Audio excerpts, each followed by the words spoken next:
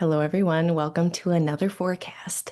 I am Claire Moon, and I am back to talk about July and the astrology of July. So, we're going to do that for about an hour and a half to 2 hours. For anyone who is coming on back, welcome back. There's the chat, of course. To anyone who's here for the first time live, there's a chat. That's where if you have questions, you can ask me. If you have any comments, you can put them in there. I'm not as good at keeping up with the chat here as I am during my monthly question and answer time, which is the second Thursday of every month. Um, which actually, I don't think I have my next one of those posted. So watch out for that. But anyway, I like doing this live because it allows people to ask me questions in real time. I do not go over every single date of the month ahead. And so I also like doing this live because then it allows people to say, hey, what about this date that maybe I might skip? So if you're here and I skip a date that you really wanted to talk about, just let me know in the chat and I will circle back around and we'll talk about it if I haven't. Let's see, I have a bunch of announcements. So, of course, I am Claire Moon and I'm a professional astrologer. And if you enjoy how I speak about things today, you can book a reading. You can schedule to sit down with me for an hour over Zoom, digitally, not in real life. But yeah, over Zoom, it allows me to have clients from all over the world, which I love. Uh, I have a discount code going on right now that is still good through the end of June.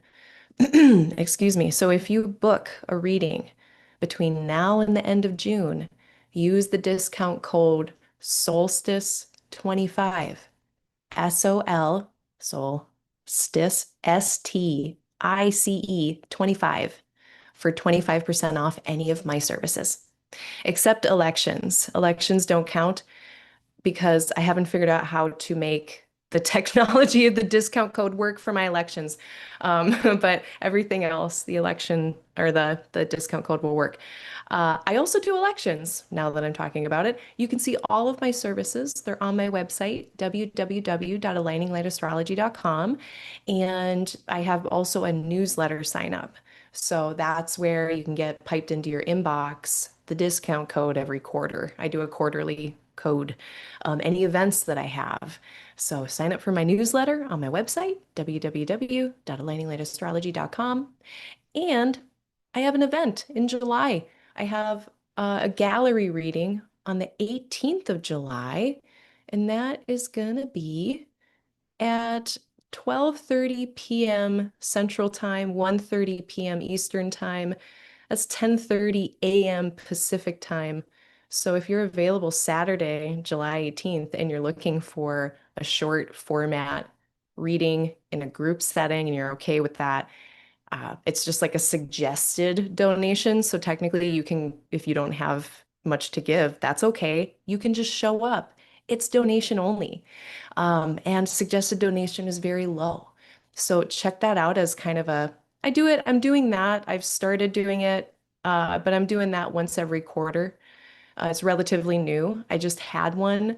So far, I've done two. Very few people have shown up, but I have found that I kind of love under five. When like zero, or well, not zero, when 1 to 5 people show up, it's great. And there's plenty of attention to go around. So check that option out if that's an option that sounds good for you, a format for reading that sounds good. And also on that note, if you're a student astrologer, the gallery reading, that is pretty much the only opportunity that is available to see me read for other people. So it kind of acts as this double accessibility to readings, but also for students who are trying to see different reading styles from different professionals, it's an opportunity to see at least one more reading style. So check it out for that reason too. That's all on my website as well. Um, I think that's it. I think that's all my announcements. Uh, oh, I guess one last one if I didn't mention it, because last month I was gone. I didn't do a forecast for June. And that was the first time in 4 years that I've taken a break. And it was great. I was getting ready for a lecture that I had to do in person. So that's all done. And I just kind of needed a break. I wanted to speak less, listen more for a month. And I do not regret that, but I can't remember now if I mentioned this. So my research, my Moon Under Bond research that I completed, the paper is also on my website. Um, I did not edit it when I released it.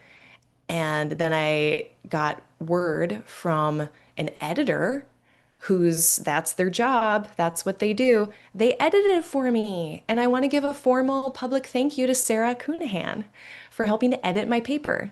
Excellent editor. I now have grammar and clarity. So thanks for that. I appreciate that. If you need an editor, you can contact me and I can set you up. But much better version uploaded. If you already uploaded my old paper, throw it away and get the fancy, has grammar, more clarity version that is now up on my website. That's my last announcement. Okay, I think that's it. We're going to start to get into some astrology stuff. I also am going to do a very fun special thing today. Maybe I'll do it if it catches on, but I came upon a bunch of Beanie Babies from my parents. It's my Beanie Babies from my youth, and my parents made me take them. I've reclaimed my Beanie Babies from my youth. This is my this is my Mercury retrograde. So many times. Mercury rules my fifth house of fun and toys and games. And so usually Mercury retrogrades for me, if they're not a problem, they're actually kind of fun because my fifth house gets involved. And sometimes old things coming back around from the past related to my fifth house can be okay. It's either that or a deuterang, and I'll take the Beanie Babies over the deuterang any day. But what I was thinking we could do today is Beanie Baby divination. Who wants to do Beanie Baby divination? I have a whole bag of Beanie Babies, and I'm gonna mix them up with my eyes closed. And if anyone is here in person, is there anyone? There are people here in person. Excellent, fabulous. Um, if anyone wants me to divine on a question today for you, don't drop your heaviest question on me. But, if you want a divinatory omen from a Beanie Baby to help you decide or to guide the way, or if you just want to have me draw one for you just to get a vibe, a vibe for the moment, I would love to pull a Beanie Baby for anyone here. And for anyone, sure, I'll extend it past the bounds of live. If you're listening to this later, if you're one of my listeners and you've come back after me being off for a month and you actually remember that I still exist, even though I wasn't here for a whole month, I would also love to do a Beanie Baby divination for you as well. So if you want to put your question in the comments, if you're listening to this later, it might take me a little while to see it, but when I do, I'll pull a Beanie Baby for you because their tags say stuff. I don't know if everyone remembers, but oh shoot, I just found one without a tag. They have little poems on the inside, remember? So they're totally, we can use divination. We can do divination. There are people here. Hello. Nice to see everyone. Good to see some familiar faces. I hope everyone had a great, of course, the benefic conjunction, the Venus-Jupiter conjunction that we had in June. I hope everyone had a good one. Ah, thank you. Thank you. I'm getting people are saying it's good to take breaks. It's healthy. It is. Thank you for noticing. Okay, someone does have a question. Okay. Which project is the one to start in on? I have a big list of projects and I'm too overwhelmed to start in on anything. Yeah, I know what that's like. That's my bucket of essays. Oh God, I gotta do one. I gotta just do one. I gotta pick one. Okay, give me 1 second. I'm gonna mute myself because the bag is gonna be really loud. Hold on.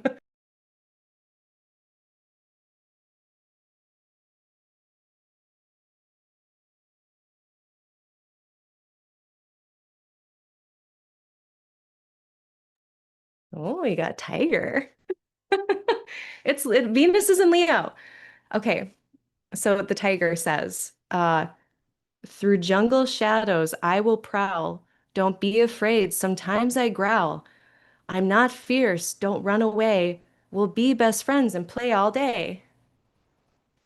So, if you're wondering which project to pick, um, I don't know, maybe the more like, how would I take that? I mean, you take that how you want to.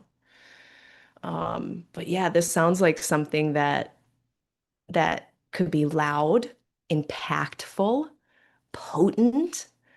Um, don't be afraid. Sometimes I growl, you know, might have been something that needs to be said out loud. Through the jungle shadows, I will prowl. Maybe it took you, so you had to like go through some journey to get there to whatever that project is. And it could result in connection and friendship.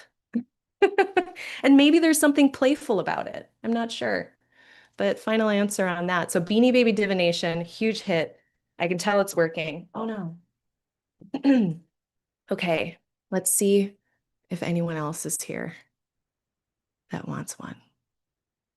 I'm gonna come back to this too, like halfway through the forecast. We're gonna take a break and I'm gonna do more in case anyone else gets here. Okay, here's another one. We might be doing this for a minute. That's okay though. I don't care. I'm happy to. Okay, someone has a question. I have a question. Am I physically capable of working full time? That's a big, important question. Okay, I'm gonna mute myself again because the bag is loud, and I'll be back in a moment.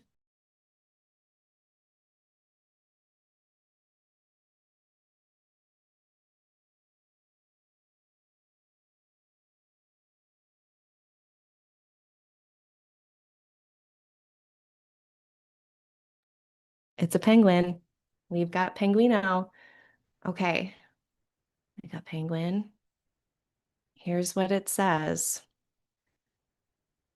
Okay. Waddle the penguin likes to dress up. Every night he wears his tux. When Waddle walks, it never fails.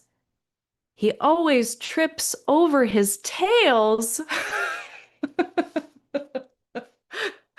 Okay, so it's giving, um, consider things, I guess. Take a beat, move slowly, walk slowly.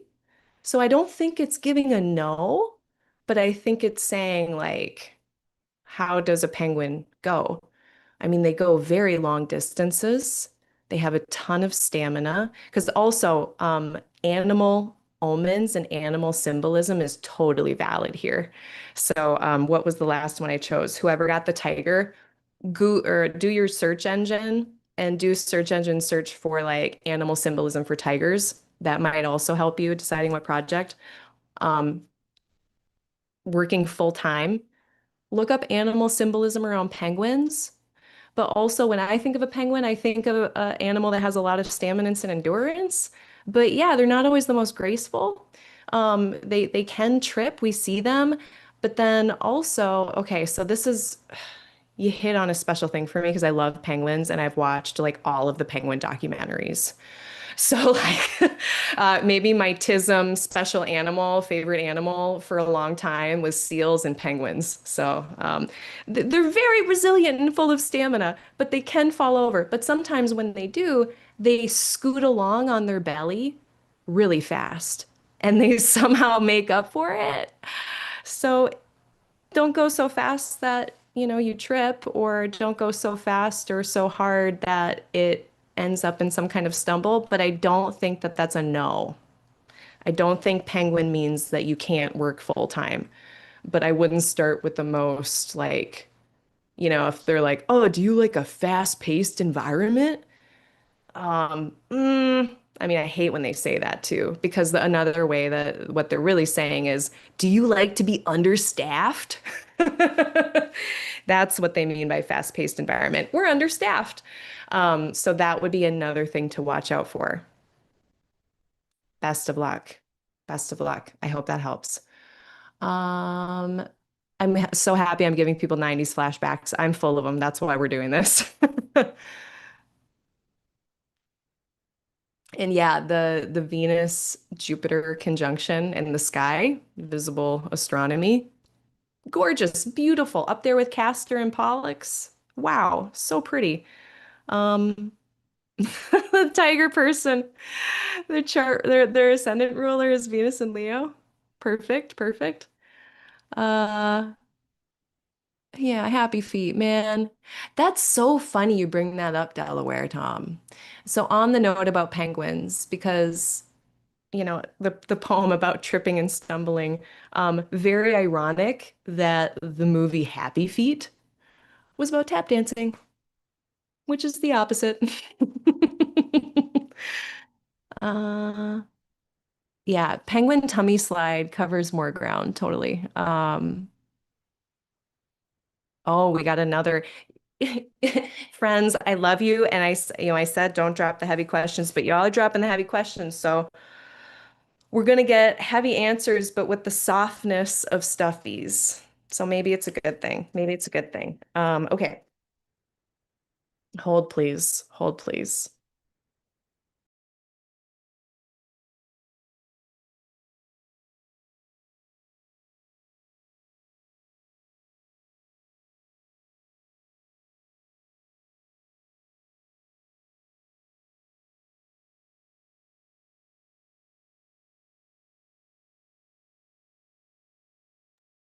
We have another cat. There were a lot of cats. I had a lot of cats, but they're all different. So the question was, well, will they ever call me theirs? Well, it's kind of like, will they love me not, love me not. Okay, this says, she darts around and swats the air, then looks confused when nothing's there. Pick her up and pet soft fur. Listen closely and you'll hear her purr. So, wow, okay. She darts around and swats the air, then looks confused when nothing's there. So, like this person that perhaps there's unrequited love, like you're looking for them, and they're not there, perhaps. That sounds like that could be the case. And then it says, pick her up and pet her soft fur, listen closely, and you'll hear her purr. This is kind of saying to me to give all of that love back to yourself, which I know isn't the favorite answer. And I don't know. Oh God, now I'm thinking, part of my brain's like, well, that's not a no. But what it is saying is to turn that love back around yourself because that person's not there. So then if you have love that's going to this kind of void, instead of throwing love into the void, you could just throw it back at yourself. And if you do that, you'll hear her purr. So I'm assuming pronouns, but that's the ones that were in here. So I hope that helps. And I'm sorry you're going through any kind of unrequited love situation is like, ask me how I know. Don't ask me how I know. We're gonna come back. We're gonna circle back around in a little bit. Halfway through the month, we'll circle back around. And if anyone has any more, or if, anyone else shows up, there'll be another opportunity. Uh, it's not unrequited, it's just complicated. Yeah. Oh yeah. Fifth house moons. So you're steeped in it. You understand all this relational stuff. But yeah, connect back with yourself. Okay. Great ones. Thank you, everyone. That was so much fun. I love divination. You can use anything to divine. If anyone has followed me for a while, I've also used Animal Crossing to do divinations. I have the astrology dice. I use tarot cards, of course, like everybody else. So I also I recently put these readings on, not with the Beanie Babies, but honestly, maybe I'll just keep them. I have a divination reading now on my website. I do these now as a standalone offering over Zoom with individuals. And now I'm having this kind of light bulb moment that, yeah, maybe I was going to try to sell them on eBay. I might not now. I might keep them specifically for For divination purposes. Okay, let's talk a little bit about what has happened so far. First, I'm going to say the dates of interest, and then we'll talk about what's happened a little bit in June thus far. Right now, it's June 27th. We're almost at the end of the month, and then we'll get into it. So, dates of interest for July. We've got July 3rd and 4th, a Mars-Uranus conjunction, depending on your time zone. On the 7th of July, Neptune stations retrograde. On July 9th, Venus enters Virgo. On July 12th, Mercury retrograde Cazimi. On the 14th, Cancer New Moon. On the 22nd, Sun enters Leo. On the 23rd, Mercury stations direct. On the 26th, Saturn stations retrograde. On the 26th, the true lunar node changes signs. The mean lunar node doesn't change until August 18th, but on July 26th, the true lunar node changes. On the 27th, Sun opposing Pluto. On the 29th, Jupiter's Cazimi. And then on the 29th as well, we have an Aquarius New Moon. So those are our main dates of interest. Let's bring up the circle and talk about a little bit of what has happened so far. Uh, so the month opened with Mercury still in really good condition in Gemini. And we were rolling into this benefic conjunction in Cancer. Venus and Jupiter coming together in Cancer, which was very nice, at least in one part of our life, whatever house topics Cancer is associated with. And that's not the whole sky, though. So there's the rest of the sky. And this Saturn, Neptune stuff, and sure, Chiron, all kind of raining down upon the parade. Now, this is similar to last year. Last year, we also had a benefic conjunction with Saturn overcoming by square. That's not what I want. And last year was actually a little bit worse because, what? When was it? Sorry. Jupiter conjunct. I have the technology. We have the tools. So last time we did this, they were 14 degrees away. Now this time, they're still like past, they're still beyond. I'm not sure which is better or worse. I don't really like either, and I'm just kind of salty that like the benefic enclosure, or not the benefic enclosure, the benefic conjunction, the rest of the sky wasn't as cooperative. So if you didn't have like this amazing benefic conjunction in June and it was just cool enough, like for instance, part of what was cool about my benefic conjunction is that I made a really good batch of cold brew coffee and it just like elevated the whole week, basically. And it was almost the same thing last year, but this year there were more yum yums involved in my general life. And that wasn't my whole life. There were other things going on that were a little more stressful than really good coffee, but there was also really good coffee. So we had that on the 9th. And then we also had the first part of the month, first part of June, we had Mercury coming into a square with Saturn.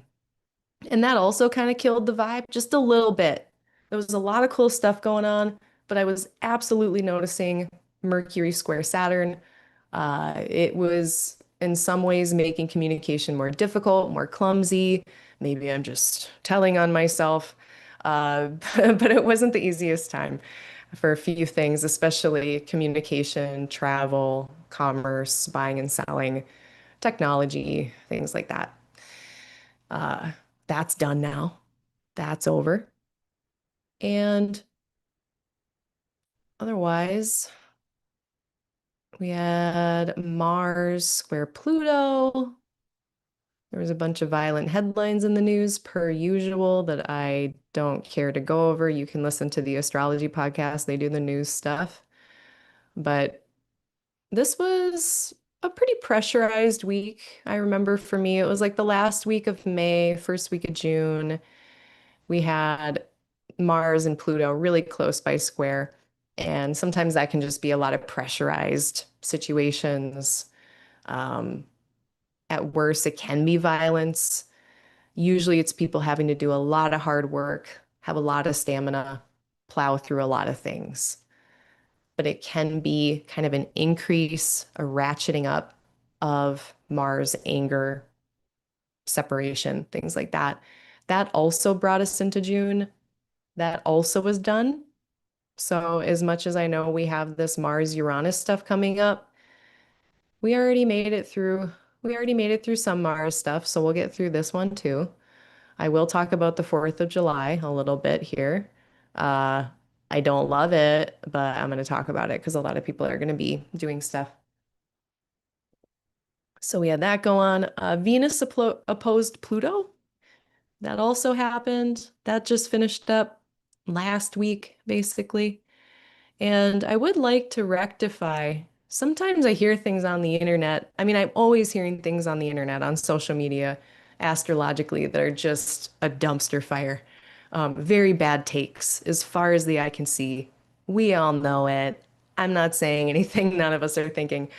The worst take that I heard pretty much in mid-June was someone saying that Venus opposite Pluto is a good time to go dating and meet someone new and fall in love.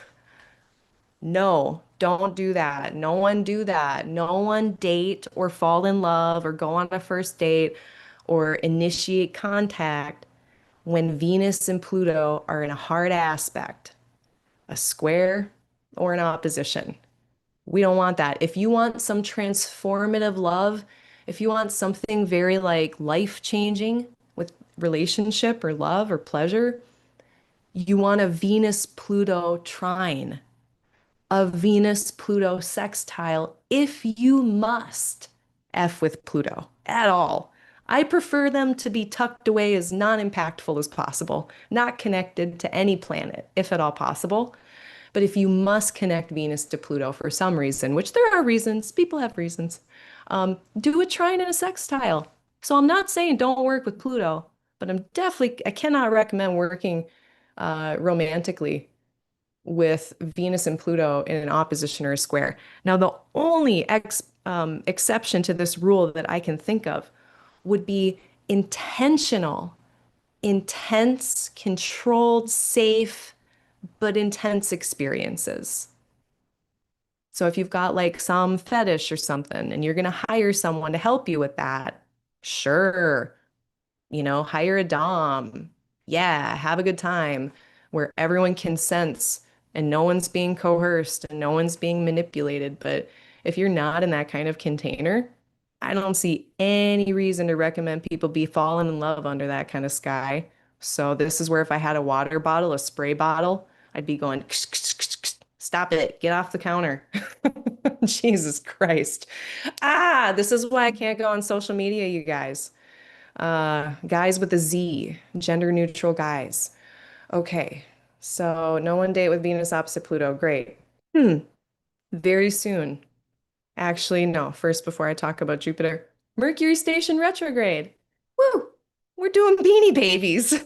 Yeah, I'm gonna say stuff wrong today. I'm gonna have a typo. Yeah, Mercury retrograde. We love to see it. So that's going on. That's going till July 23rd. We're gonna have a Cazimi. We love a Cazimi. So we'll talk about that in a second. Jupiter's entering Leo very, very soon. I'm kind of excited. I'm a little excited.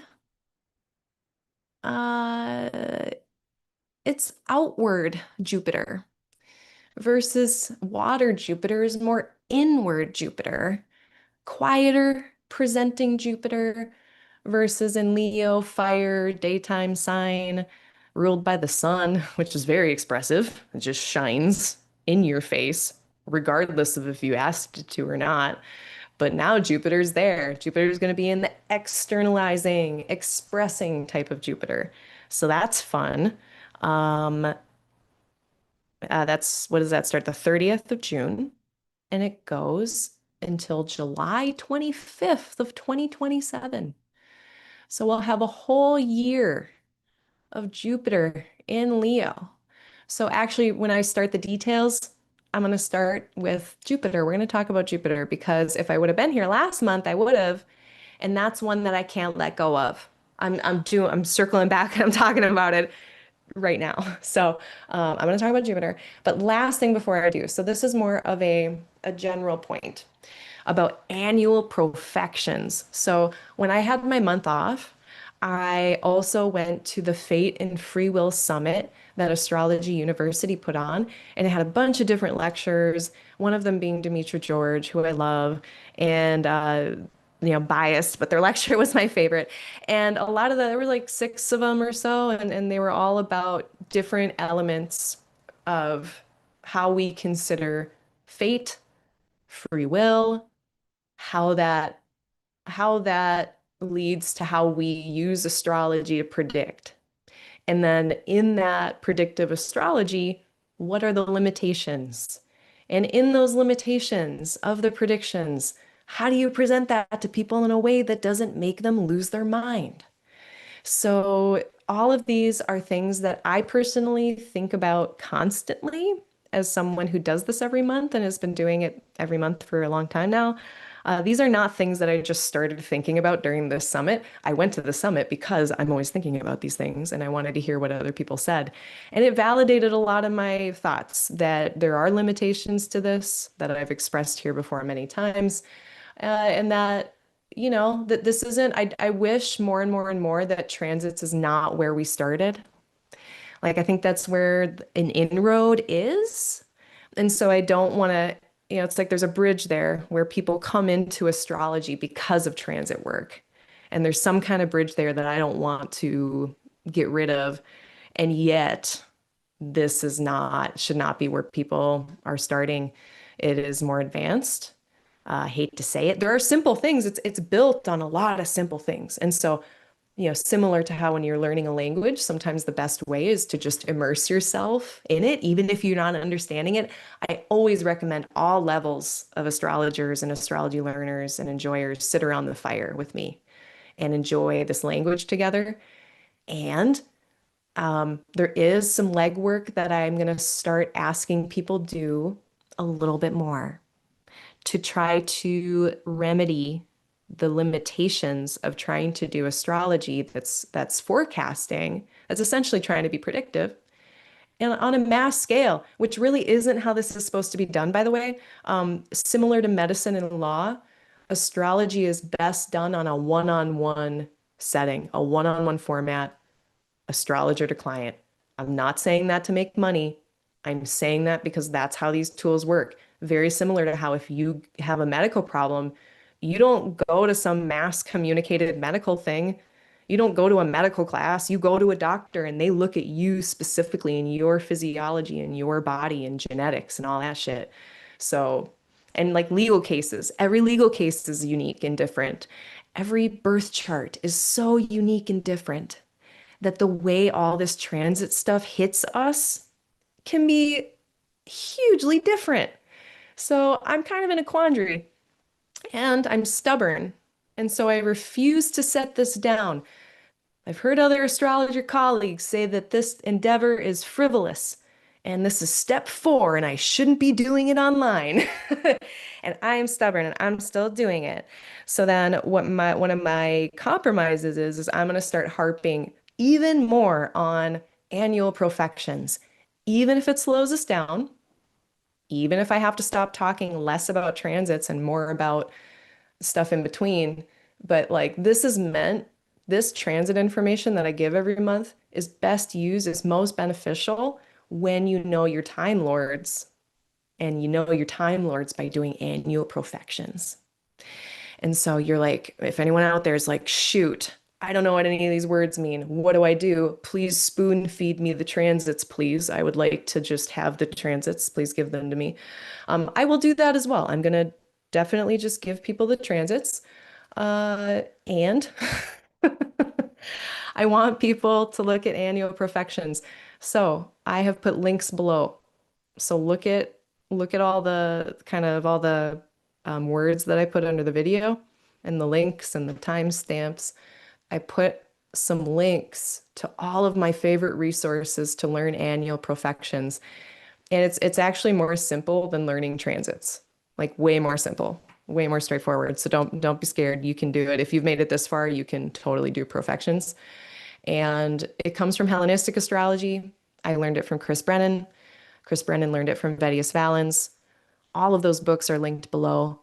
Demetra George and Kelly Surtees are also excellent. I took a class from Kelly Surtees years ago about using annual profections with the solar return chart.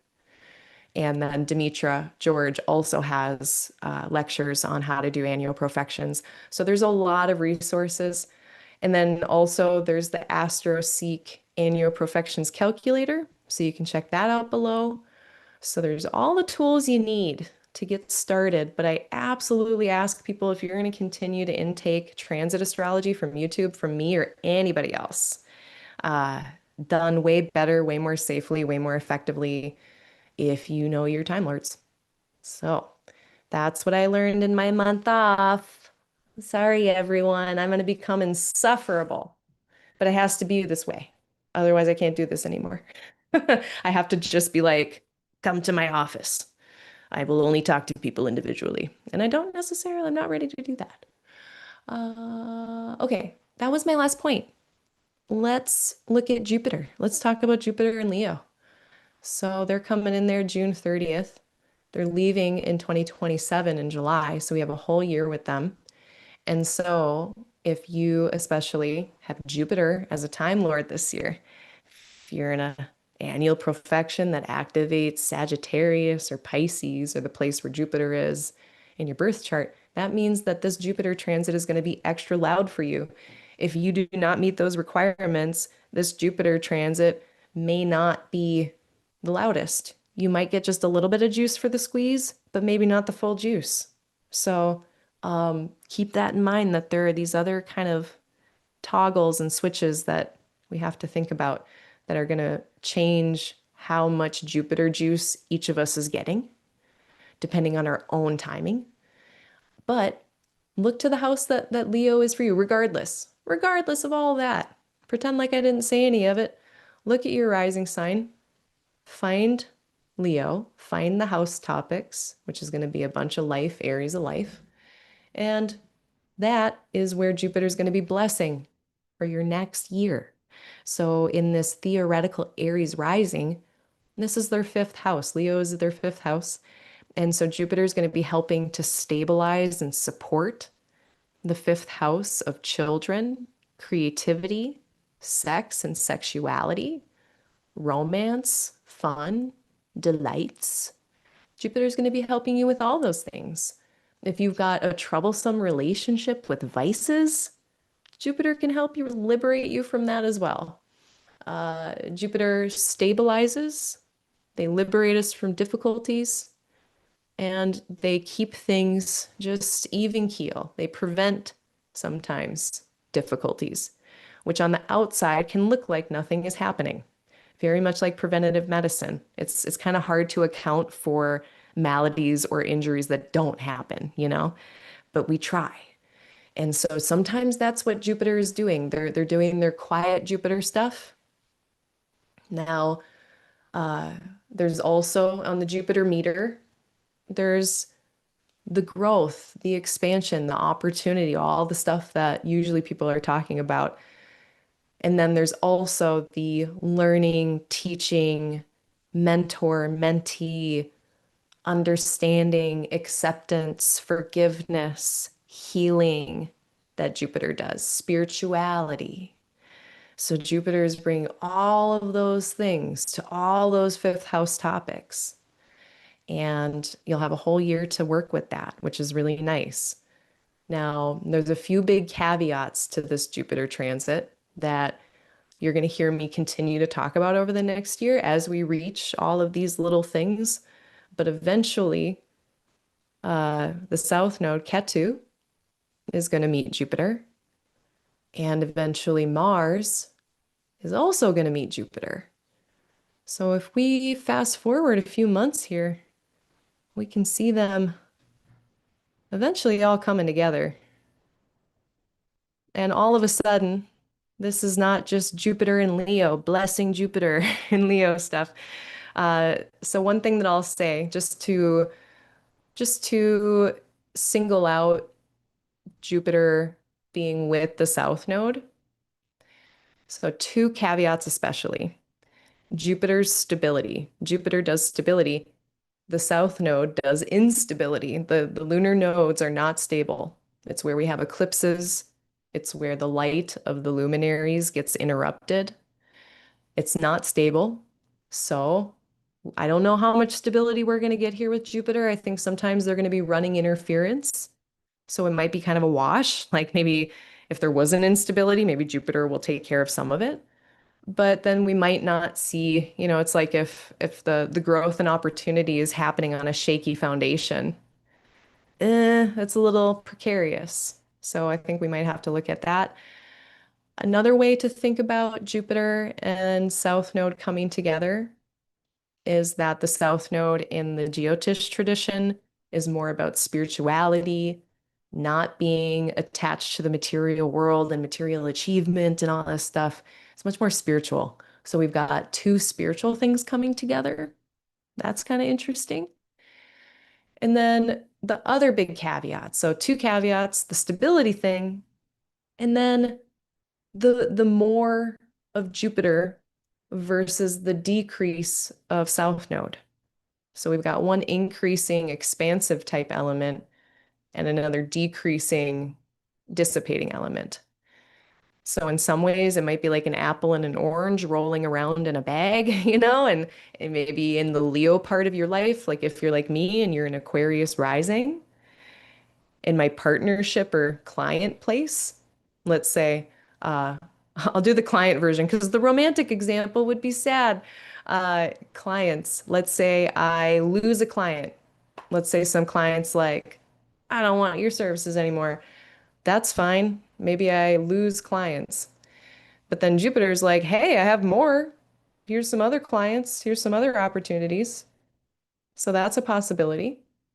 Kind of just the two things working separately, but in the same space with the same areas of life.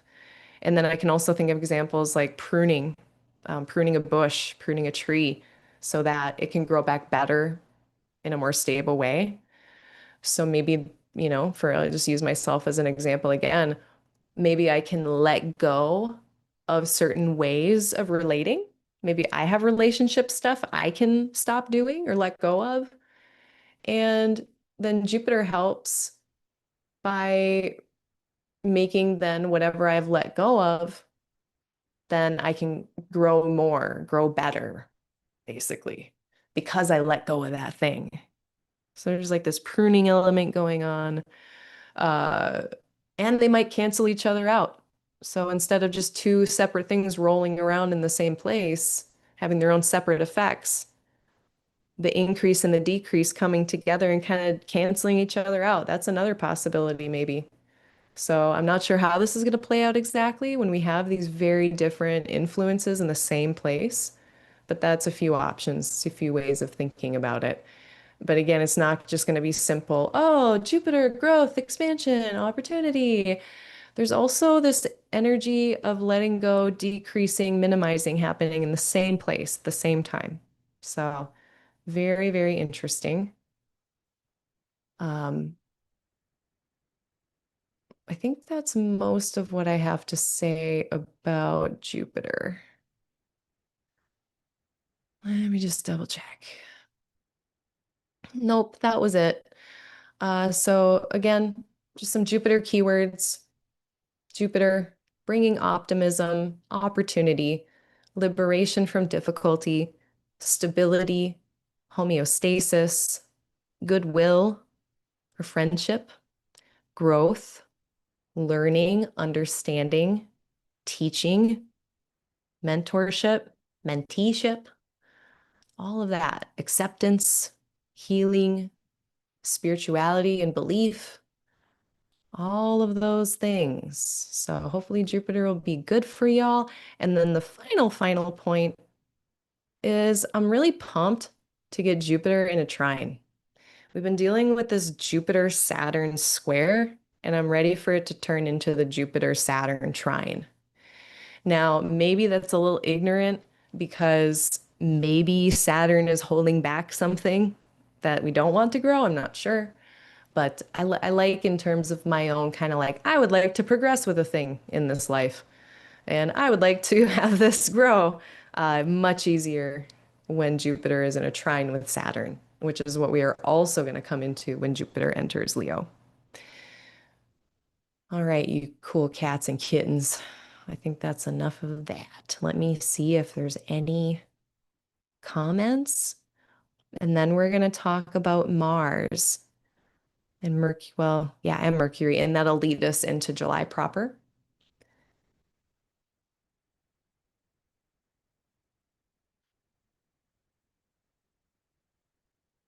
Hello. Hello, everyone. Good to see you.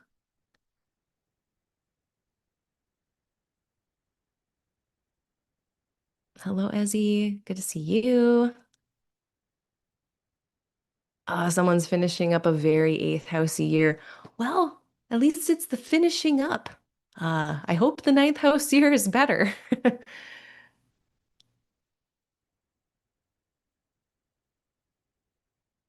So, okay, I did think of one more thing. So, the Jupiter-Pluto opposition. So, all the planets that go into Leo, the first thing that they have to do is contend with this opposition with Pluto. And so, for the first, let's see, for the first about a week.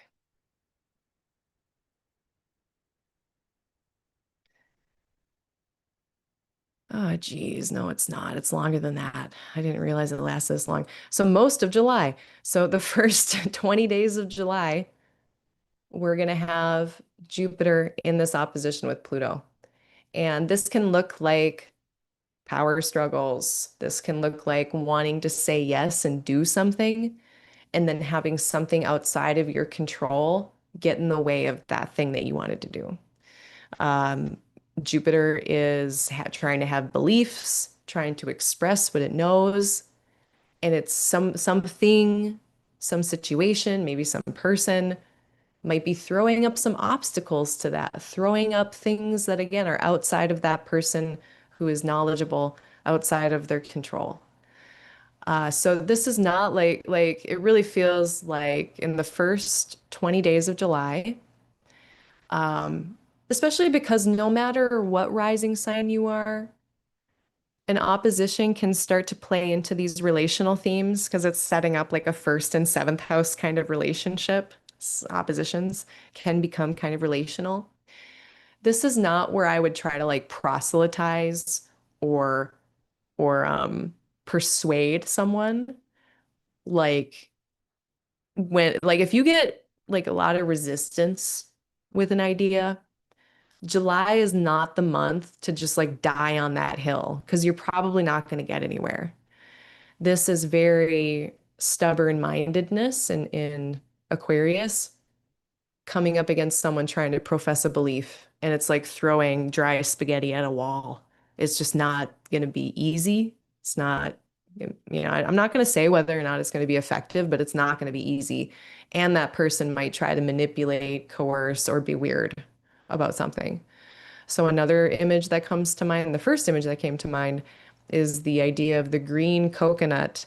In Buddhism, my teacher says that, in terms of proselytizing, as excited as I might be about the teachings, not everybody is fit to receive them. Not everyone is ready to receive a certain understanding or a certain teaching. And to try to hammer it into them is like trying to get like the coconut out of the green part of that, like the husk around it, which can get really stuck if you've ever tried to like, and I have worked with like raw coconut and tried to like get the parts apart, and it's very difficult. And I don't know what I'm doing probably. But there's basically this idea that you don't try to just beat something into someone, like idea wise. and you have to wait until someone's ready. You have to wait until the coconut is dried and ready and then no longer green, and then it'll fall out on its own. So it feels like trying to kind of force something, whether it's just an expression, an idea, but it could also be a belief or something like that. So, July, there's, at least where I'm from, there's always a lot of political discourses. I have a feeling the political discourses could become extremely intense in the next few weeks. I don't know why.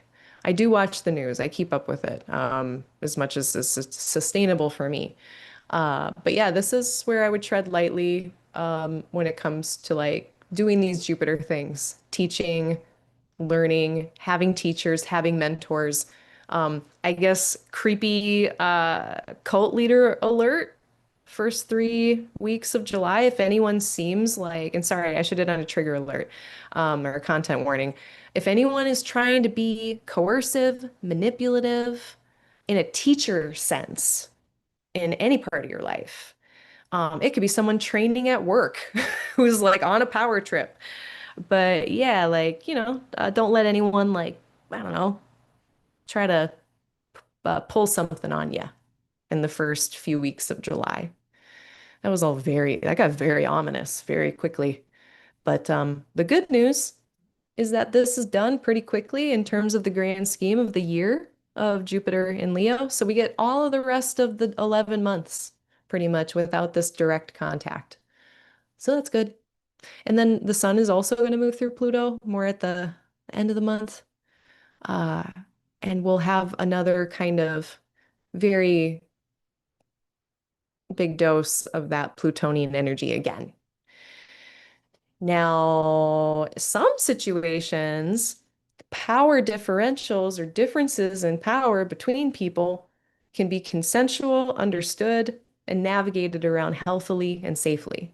So that's another possibility here where maybe people are just getting into positions at work or in their personal life where there's a difference in power or empowerment or whatever it is, and someone has to be really gentle or careful with that. So just notice any of those dynamics going on. Um, let's see. I think that's all of my Jupiter notes. I think that's it. Now we can move on to Mercury's story. They will station direct on the 23rd of July. And right in the middle, we will have a Cazimi, which when did I say? On the 12th of July. And then the post retrograde shadow is done August 7th. So that story is in motion right now. Mercury almost was going to reach Jupiter, but then they don't, and they're going to reverse direction. So they'll be coming back around there more in August, and then we'll finally get them meeting eventually, but not yet. Now, the kind of symbolism around Mercury this month, Mercury is going to be behind the beams of the sun for most of July. And so we might notice in July that our messages, notes, letters, whatever, are difficult to come by. If you're expecting news, you might not get that news very easily. If you're trying to communicate something, it might be more difficult to do so.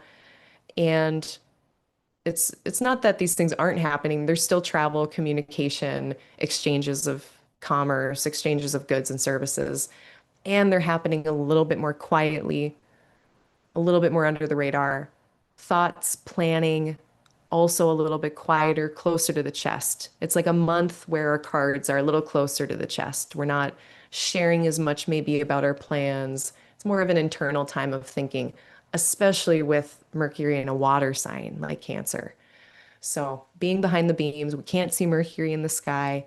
And so likewise, our words are not going to be out there. Our ideas are not going to be maybe out there as loudly.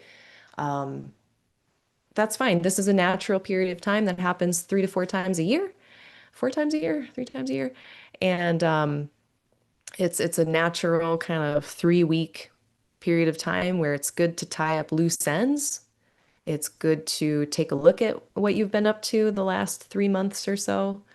It's a good time to find all the things that you lost, all the emails you forgot to send, and those are Mercury retrograde moments. But I think about those a lot as like, oh yeah, I'm cleaning up, I'm tying up loose ends, anything that fell through the cracks, I am reaching through those cracks and I am retrieving it. So that's what they're for. That's what they're good for. I'm usually learning something during a Mercury retrograde. So I have fun with that, but it is more of an internal process and it's a quieter process, especially in Cancer. Your news may come more in August. You might be sharing your plans more in August. So that's going on with Mercury. And then finally, and this happens in the next day, Mars enters Gemini. So we're going to have quite the vibe shift, lots of changing planets. We're going to have Jupiter changing into a fire sign from a water sign, and we're going to have Mars changing from earth into air. So we're going from these more internalizing nocturnal signs, Taurus and Cancer, more internal or quieter expressions, slower expressions sometimes. And we're getting two planets, Jupiter, Mars, moving into now diurnal, more expressive signs, signs that are going to try to affect the world around it. It's going to be a very more active, busy, fast-paced type of energy. So this is the classic kind of whatever season you're in. If you're in the southern hemisphere, now you just had your winter solstice. We just had our summer solstice up in the northern hemisphere. And so whatever season you're in, it's begun. And now we're going to get into the busy part of it, whatever that means for you. So vibe shifts, vibe shifts. Of course, at this point as well, Mars is going to be plugging into all of the outer planets starting June 28th. So, when Mars is with Uranus, I'm moving more slowly. I'm taking my time. I don't feel like I can all the time. Like sometimes I'm like, wow, I don't have time for this. I don't have time to walk slow. I don't have time to meditate. And it's exactly when stuff is super busy and going super fast. That's when you need to slow down, actually. Or that's kind of the idea. Uh, and that's how you prevent a lot of problems. Not saying sometimes haste isn't needed. Sometimes being fast is the correct move, but not as often as I think people think it is. And so Mars in Gemini screams a sense of urgency. You know, they're not going to be waiting around. So if there's a sense of urgency around you starting at the end of June, yeah. And that doesn't mean you have to go faster. Mars is plugging into the Barbalt basket. Barbal's basket. Andre Barbalt. This whole structure here is like a little ship. But it's like a basket. It's like a vessel that can carry stuff. And I'm sure the modern astrologers have a bunch of things to say about this basket configuration. But I just really dig that it's a basket. I like that. I like trines and sextiles, but we don't want to think that, okay, there's this basket that's working very efficiently to transfer all these big potent energies of Pluto, Neptune, and Uranus, between each other. Very free flowing energies, but we don't want to confuse that with something that is beneficial or favorable. I think America is a really good example right now of, some leaps in a direction. And, previously people like me kind of hoped we'd be like a leap in a progressive direction, but that's not what's happening. We're going in a leap in some other scary, terrible direction. And we were already not, we haven't been in a good direction for 400, 500 years. And so now it's just getting worse here. That's not going to be the same everywhere. That's not going to be the same in all the countries, and it's not going to be the same. Like it's going to be different for all of us. So then, if you want to know what this outer planet configuration is doing for you, you can do the exercise of squishing together all of the house topics that are involved. So, like for a Sagittarius rising person, they would want to consider where's their big change or leaps happening or wanting to happen. big change, favorable, unfavorable, mixed, both, and otherwise. Look to the house topics. What areas of life are getting activated and asked to change? And that should give you some clues as to where that change wants to happen instead of just, like thinking, oh, it could be anywhere. It's not going to be just anywhere. Mars is plugging into all of that at the end of June.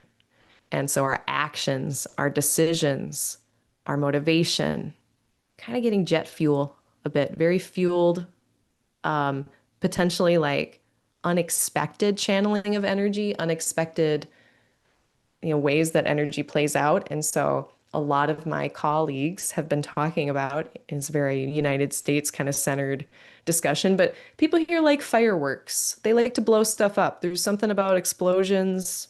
They love it. I don't love fireworks. I don't have anything against them necessarily unless you're a dog or a veteran, then like I definitely would. But like I don't love them all the time. And they're also really cool. So I'm never gonna get it down on anyone for doing fireworks. They're like 2,000 years old and they continue to exist because they're cool. And this type of astrology, this type of astrology is fireworks. So where a lot of my colleagues are saying be careful about fireworks, I agree with them, and that's always good advice.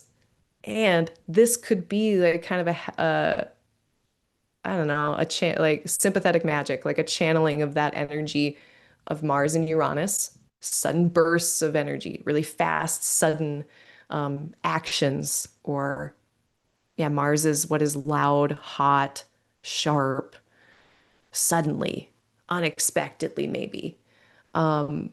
Fireworks is actually kind of an intentional manifestation of that. Someone has very intentionally put chemicals in an intentional way, wrapped up just the right way, so that they do these crazy displays. So I have kind of a mind that fireworks might be like a sympathetic magic thing. If you know what you're doing, might be a cool thing to do so that it doesn't come out in other ways. That's going to be very personal to who you are and what your beliefs are around fireworks. Okay, third option, if you're an American, doing things differently with Mars, acting differently, behaving differently, making different decisions, doing Mars differently, taking on a different mission, taking on a weird mission. All of that could be going on as well. And, doing something differently here could be celebrating differently by not celebrating. That's another option. That's your secret third option is just not being involved in any of it. Totally an option. Now I know that's people got families out there and neighbors and stuff, and it's a whole complicated thing, but I don't think that Mars, Uranus means that we're gonna have like the worst, most injuries we've ever had on a 4th of July. I don't necessarily see it being more than it usually is. I could be wrong, but I don't know. My threat detector on this is not as loud as some other people's. And I see the point. I see why they're saying that. So, this first few days of July, it's not when I would choose to have an argument. If you could choose a few different days out of the week, July 1st, 2nd, 3rd, 4th, very mind your own business type of weather if you want it to be, unless you are taking very independent actions that are very independent, needing space, wanting space, that can be Mars and Uranus. So it just doesn't scream like it's good weather to have difficult conversations. First few days of July, not the best for difficult conversations. It is definitely has a shocking quality to it. And it could absolutely be in a verbal sign like Gemini, saying shit you don't mean or saying something you regret. So the first few days of July, be on your best behavior, essentially.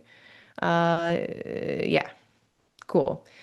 if people aren't on their best behavior, I also would not be surprised. So, as much as it's like I'm a good driver on the road, it's the other drivers on the road I'm worried about. That's the kind of vibe for how to handle the first week of July. Watch your own driving, watch your words. They could just come out. This could be fast. It can be fast. Uh, let's see. I don't think I had any other notes. On the first, though, I'm kind of curious if I want to back up.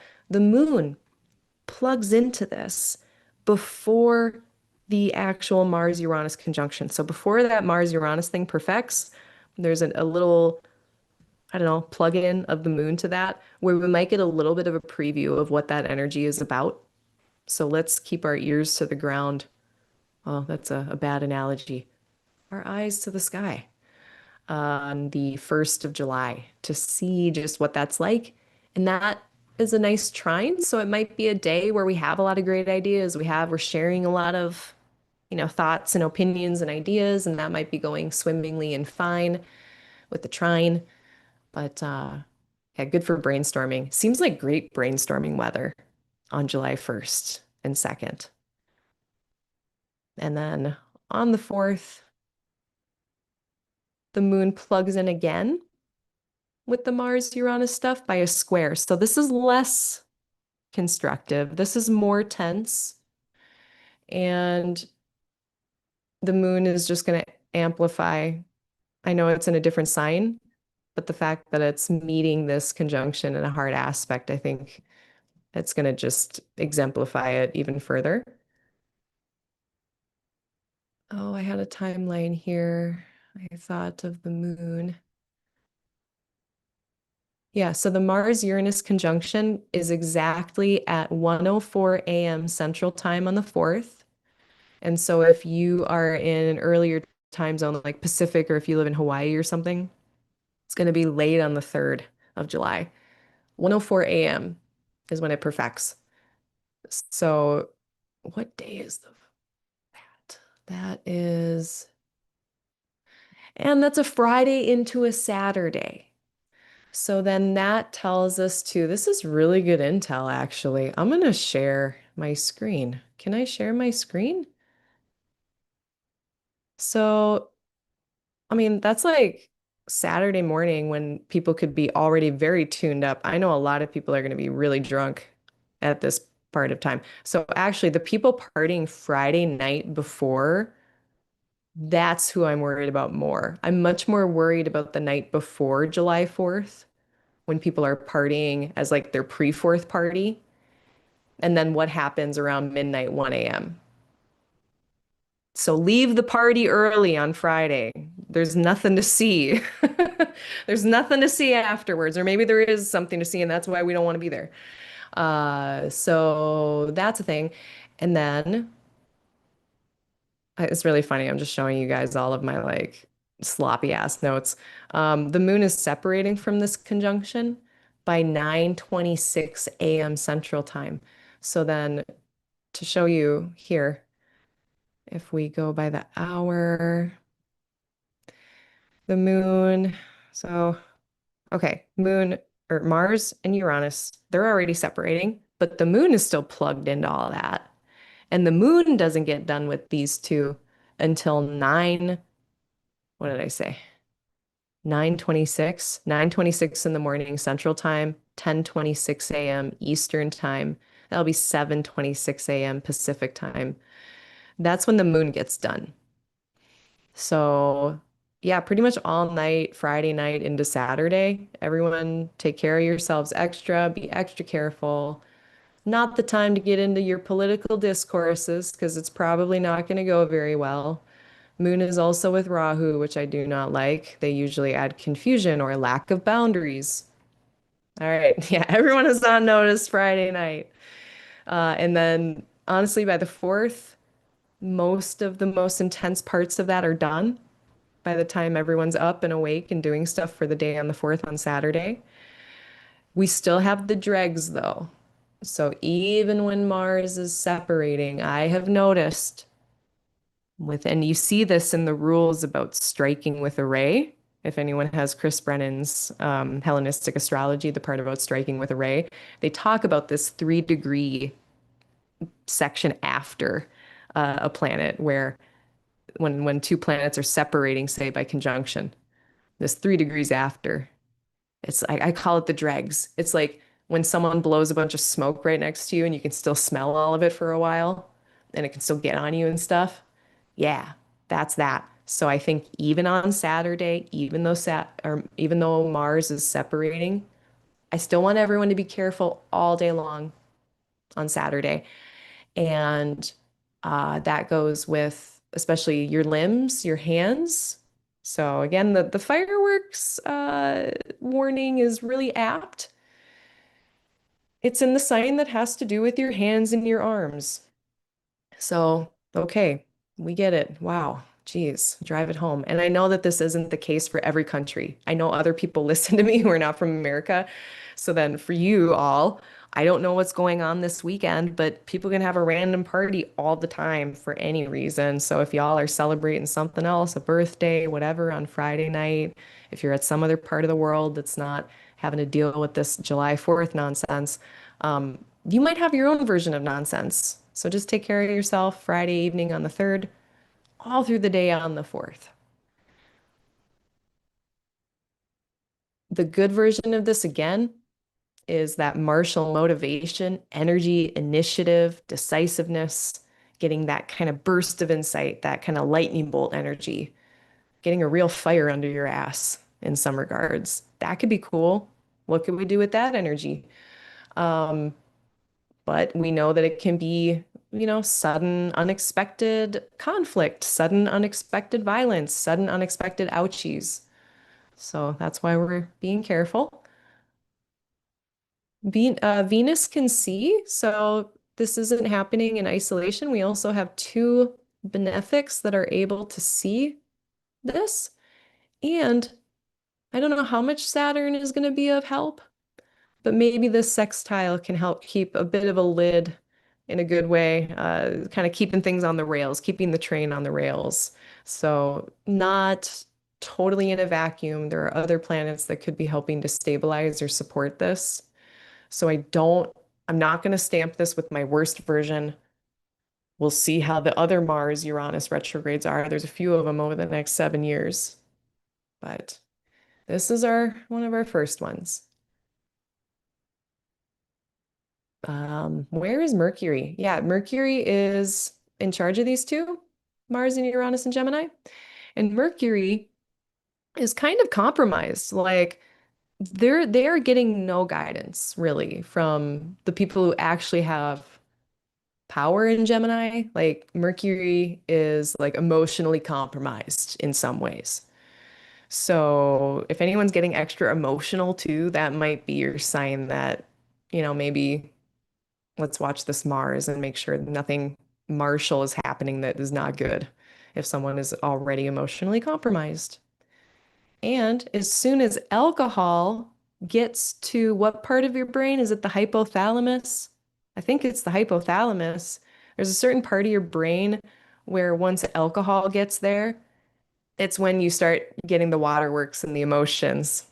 So it is like in some people like a trigger almost. Like you get 5 beers in them and that's enough. So watch for that in your friends. Keep an eye on each other. If you are out there being rowdy on the weekend of Friday, Saturday, the 3rd or the 4th. And then the next thing I want to talk about before I check on the chat is Neptune stationing retrograde on the 7th. So that's our next note. What is going on with Neptune? But first, what's going on with this chat?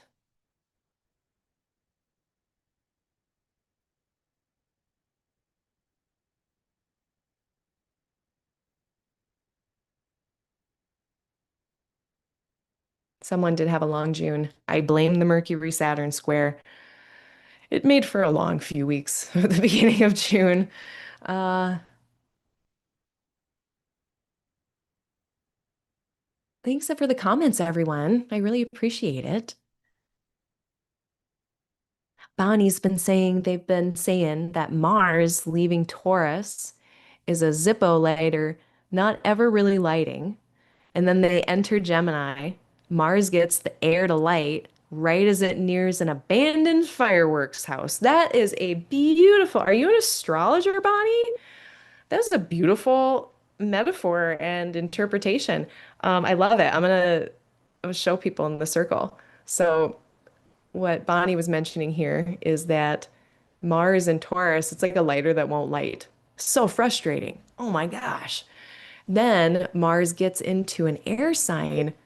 That lighter dries out, it gets what it needs, but then the lighter is working really well in Gemini, but then it gets next to this kind of unstable, maybe dangerous Uranus thing, like the pile of fireworks. So this is why we are advising caution. There's a couple other options. Doing actions differently or something, celebrating, doing different things than what we normally do on 4th of July to change things up. And yeah, it's a recipe. It is a condition for not good firework things to happen. Yeah. Oh, another thing that just came to me. Okay, drone shows. Drone shows. I bet, I bet some of this is actually going to be not not even fireworks. Drone shows. Yeah, yep. That's going to be some of this. That is a whole nother topic that I don't even want to get into. I'm such a Pisces bitch. Um, Valen said that Pisces often has two minds about things. And I always catch myself thinking that I can see, devil's advocate. Usually I think about Libra.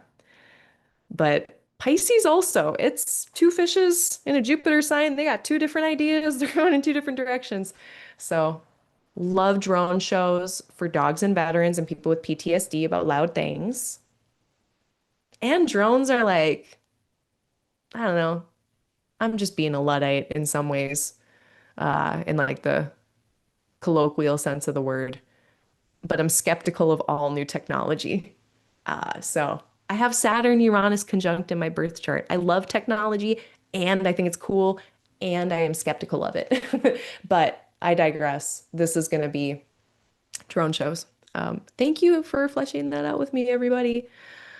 Greetings from South Africa. So I am so happy I've been mentioning the Southern Hemisphere and not just assuming that it's the summer solstice everywhere because it's not. That's why I just say solstice. Okay. And then, yeah, great analogy. Thank you so much, uh, Bonnie. Oh, they got a Chihuahua and PTSD. Yeah, in the house. So, yep, stay safe. Good luck. Um, yeah, I don't know if Chi-Chi's. I wonder if there's like little, like they have for babies, like the earphone things for babies at concerts. We need those for dogs. Do we have like headphones for dogs out there? Is that a thing? We should. Okay, let's talk about Neptune. Um, so Neptune is at 4 degrees of Aries, and they are about to go backwards. And so if you have, I need you to look at your birth chart and see if you have anything at the first few degrees of Aries, Capricorn, Libra, or Cancer. If you have any natal planets in very early cardinal signs, you're going to get another dose of Neptune. Now, I shouldn't have made that face because there's cool stuff about Neptune. There's glamour, there's artistry. Neptune dissolves the boundaries, they dissolve the rules. And without rules and boundaries, an artist can be like unstoppable. That's like the fuel for creativity. So if you're getting an extra dose of Neptune on those early cardinal planets in July and August and September, let me see, how long does this go? It goes from July 7th to December 12th. So, early few first degrees of cardinal signs for the next several months. Glamour, spirituality, creativity, um, being more connective, which can go all sorts of directions. So be careful, if you're someone who is already pretty porous, already connects with others really easily, your energetic hygiene game might need to be on point a little extra for the rest of the year. So if you've got points or planets in early Aries, Cancer, Libra, or Capricorn, I want you to have better energetic hygiene for the next 6 to 7 months. And that can look so many different ways. I feel like energetic hygiene are a set of practices that have co-evolved in so many different cultures throughout history and place. And so whatever energetic, hygiene-y, cleansy things that you do, this is the time to employ all of those tools. And it is also time for you to connect, be creative, be spiritual, be glamorous if you need to. So like I'm kind of a good example of this too, because I got a lot of stuff in early Capricorn. I got my sun, my Mercury in the first few degrees of Capricorn. And so I am going to be getting an extra dose of Neptune. So I might write some poetry. I might, I don't know, maybe I'll play guitar a little more. We'll see what happens. But I'm also going to be on the lookout if I feel like I'm getting too porous, if I feel like I'm getting tired from other people's energy, if the vibes are bad, I might need to take a shower. And also, I'm going to be watching for confusion or uncertainty. And there's always uncertainty, no matter what. Even if you are a world-class astrologer, you are still going to have uncertainty in your life. When Neptune is loud, it just drives that point home. It's like, yes, everything is uncertain. And it can just get really kind of a lot of murkiness and fogginess and confusion in the life. And if that you notice that happening in the next half a year, it won't be forever. If you're confused or running into a lot of confusion about something, it won't be for the whole year. So, especially in Aries, this first or this whole sign of Aries, um, it is doing things first. Aries is doing things for the first time. So confusion because we're doing something for the first time. So say someone gets a new job. This is confusion from being new on the job. Yeah, it takes like in pharmacy, it took me about 6 months at a new location to feel like I could get into a groove, to like learn all the little bobs and bibs and things everywhere, to not feel like every single day I was struggling for my life. It takes about 6 months in my old profession. Different jobs are going to have a different kind of that onboarding time where everything feels shitty for a while until you get into a new groove at that new job. So again, if you're someone with early cardinal planets and you're starting something new and there's confusion because of that, yeah, that's real. That's a thing. I'm going to use my partner as an example because it's public knowledge. But he's a chef, he's a cook, he runs a kitchen. And he has done that before, but not for a long time, and he hadn't done it at the particular place that he works now. And so his Neptune in Aries is being a kitchen manager again for the first time in a long time and learn and like that learning curve. Yeah, totally natural. Makes so much sense. So let's see. Any other notes I had about that? Again, it lasts till December, and then they're going to trace through all of those degrees again. So actually, this is even longer. Yeah, so like April of 2027 is really like Neptune is going to be hanging out between one Aries, 36 minutes. So 1 degree, 36 minutes to 4 degrees, 25 minutes. And they're going to be hanging out there until April of 2027. Um, let's see.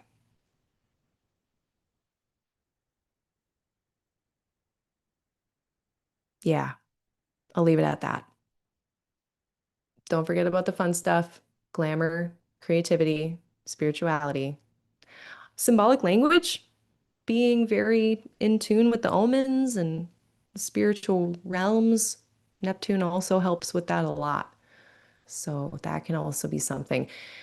When I have Neptune in hard aspect, that I'm thinking about a square of like Neptune to any of these places or like an opposition. I'm thinking of it as just a really, especially the squares, potent Neptune. I've also read somewhere in Planets in Transit by Robert Hand that Neptune squares can be reveals. It can actually be like that deception falling away and you being disillusioned and seeing the real clear thing, which is so interesting. I should have actually looked that up before this, but I didn't, and I'm just thinking of it now. But pretty positive Robert Hand planets in transit, Neptune square. There's stuff in that passage about secrets being revealed or something like that. So that's interesting. In the opposition, if you've got, say planets in early Libra, this may especially be confusion or uncertainty related to others. So you might have to work extra hard over the next, yeah, really, the better part of the next year, the next 8 or 9 months. Uh, you might have to work a little extra hard to communicate and to be heard, to be heard clearly if you have early Libra placements, because those early Libra planet, or sorry, yeah, those early Libra planets that you might have are getting a direct beam from Neptune. So, like 1 degree, 2 degree, 3 degree. Might be running into some confusion. Just know that it's going to pass. It's not going to be forever. Um, I guess I don't like to use this word because it's very strong, but I will. Neptune is also deception. That's why, like, the whole thing about secrets being revealed, it comes from this base of like, yeah, there could be an illusion. Neptune does illusion. Another word for that is deception. Now, not all deception is a problem. Animals camouflage themselves. Neptune is camouflage. Neptune is strategic, um, hiding of self. Oh, Chris Brennan, Saturn, Neptune, strategic ambiguity. That's what he was saying last month. So yeah, ambiguity. It's not always bad. Like if there's some kind of illusion, it depends on what the context is. If I'm a puppeteer and I'm trying to make illusions for children to like make my puppet show, perfect. If I'm, in a situation where I have an NDA and I can't share certain things, sure, deception, kind of, but it's codified. And there are going to be all kinds of deceptions that are not constructive or agreed upon. So, I don't like to bring that in because I think it kind of scares people sometimes, but I also don't want to gaslight people and not tell them about it. So if they think that's going on. So again, especially if you have stuff in early Libra, and sure, let's just do all the cardinal signs. There could be, that lack of clarity going on, no matter for what reason. So do your best to have things be clear. Right. I have not been doing the lunar benefic or malefic enclosures. There's a few different malefic enclosures of the moon this month. There's a few different benefic enclosures of the moon this month. You can find all of those if you go below, there's a link to Astro-seek, and it gives you the whole list of the lunar enclosures, the lunar benefic and malefic enclosures for the month. I'm going to take some time here to rattle off some of these enclosures of the moon. So just to let everyone know who's not maybe familiar with those, a lunar enclosure of the moon. So the first one we have this month that's worth noting, I think, is on the 2nd of July. And it's when the moon ends up between the rays of two malefics or two benefics. So kind of getting some intense, extreme energy or some more temperate, chill energy. And malefic enclosures of the moon, when the moon is between some aspects from Saturn and Mars, sometimes that's really constructive. Sometimes it's us going to the gym. Sometimes it's doing the hard thing, having the hard meeting, having the hard, uncomfortable conversation. It can be all of those things that are constructive that we don't necessarily enjoy or are pleasurable, and we need to do them. Or things that by their nature, they are like if you're a blacksmith, a lunar malefic enclosure might be just fine. You're dealing with hot things and hard things all at the same time. And for that context, extremely constructive. And it can be times when things don't go as well. So if you're trying to have that smooth operating meeting with no ruffling of any feathers, I wouldn't necessarily choose a lunar malefic enclosure. I would rather choose a lunar benefic enclosure when the moon is somehow nestled between the rays of both benefics, which is not the case here. So that's a bad example. Um, Lunar benefic enclosures when Venus and Jupiter are hugging the moon with their love beams. That's times when things are more pleasurable, easier usually. Uh, Sometimes it's almost harder to do like a difficult thing during a lunar benefic enclosure because I just want to feel good because I'm feeling good and I want to keep feeling good. So I don't really want to go to the gym. And that's also when I might want to have the meeting, have the hard conversation that I want to go smoothly. So there's a purpose, there's a use for these. It can give us a little bit of an idea of like very on the ground, day to day. How is the vibes? How are the vibes? And if you've got a lunar malefic enclosure, the vibes are a little bit more intense or crunchy, not bonbons on the beach versus the lunar benefic enclosure. That is like your vacation day on the beach, the nice day off, your weekend day, the nice time.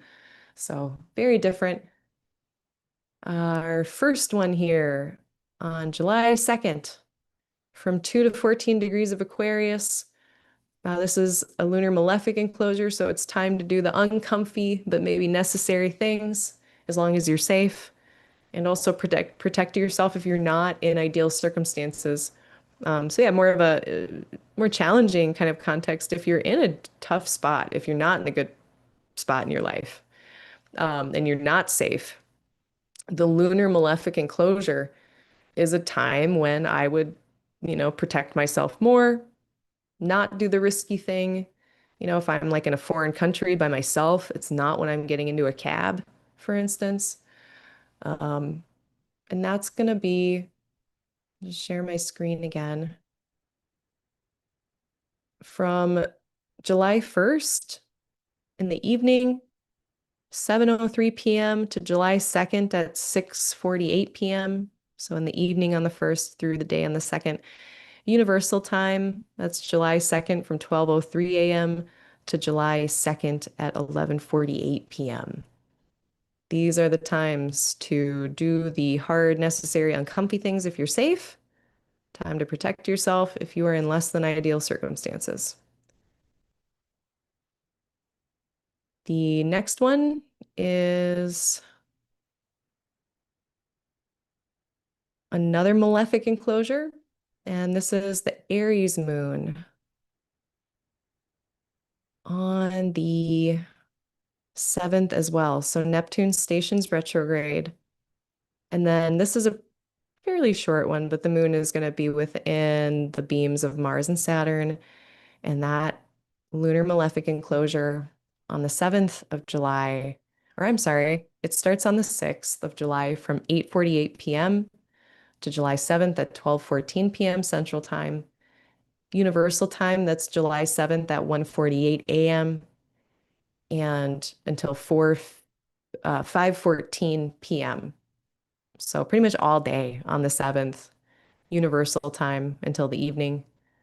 And Central Time, it starts the evening before on the 6th and lasts until about noon on the 7th Central Time. There is a weird, sketchy benefic enclosure on the 8th of July where the moon is in Taurus, and that's great. And it is snuggled between the rays of Venus, and then they meet the rays of Jupiter. But it's right on Chiron. So, like, no thanks. Thanks, no thanks. So, there's a lunar benefic enclosure on July 8th, Central Time, from 1:41 p.m. to 6:45 p.m. Universal Time, 6:41 p.m. to 11:45 p.m. But it's weird and I don't like it. And so I don't want it. I'm not going to be using it as a benefic enclosure, but I just wanted to put it out there for people if they were interested in it.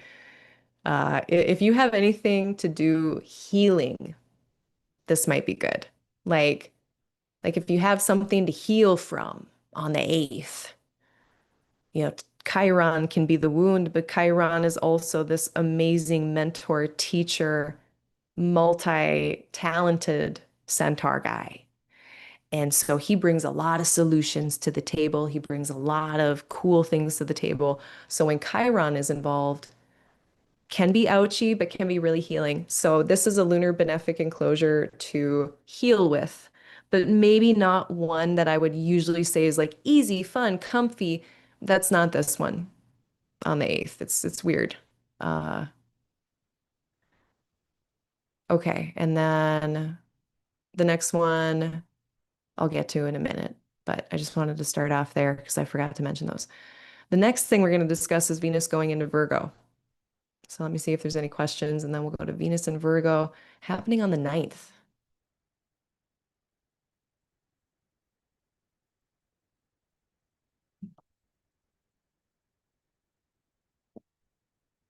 So someone has a sun at 0 degrees of Cancer. So, okay, so if your sun is at 0 degrees of Cancer, you're going to notice that Neptune square kind of coming back. So if you've got your sun here, as Neptune moves backward a few degrees over the next 6 months, you're going to notice that probably on your natal sun. You'll notice that square from Neptune strengthening.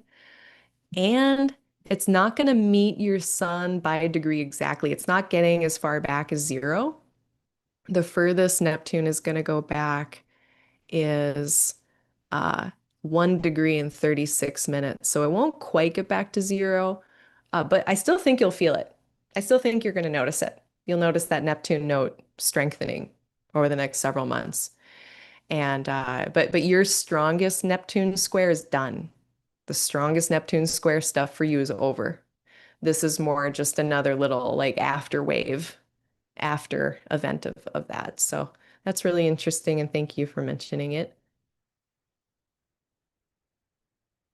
I have to give myself the positive Neptune reminders because secretly I am a Neptune skeptic. I have Neptune on all my stuff. Ugh, it does all of these things. Some people are like, are the outer planets malefic? I'm like, yeah, but I don't know if I can use those words with them. I don't know if I can use the malefic, benefic thing with outers. I hold those for other things. And if you made me pick, it'd be hard for me not to pick malefic. Oh, they're such a pain in the ass sometimes. But they do cool stuff. I'm a good artist because of it. Okay, let's see. So we've got Neptune, we've got Venus going into Virgo, and that is happening July 9th at 12:22 p.m. Central Time. So right in the afternoon Central Time. They are already at this point pretty close to Ketu, so that's not new. But when they get into Virgo, they're really going to be right there with the South Node. When Venus is with the South Node, we can have more of a spiritual approach to artistry. So if you're an artist around first week, second week of July, maybe a more spiritual aesthetic coming through or spiritual derived inspiration, kind of getting that inspiration almost from nowhere. And it's not towards something materially profitable. So if you're an artist and you've got some projects and you're just like, I am just doing this because I'm an artist and I need this to come out of me.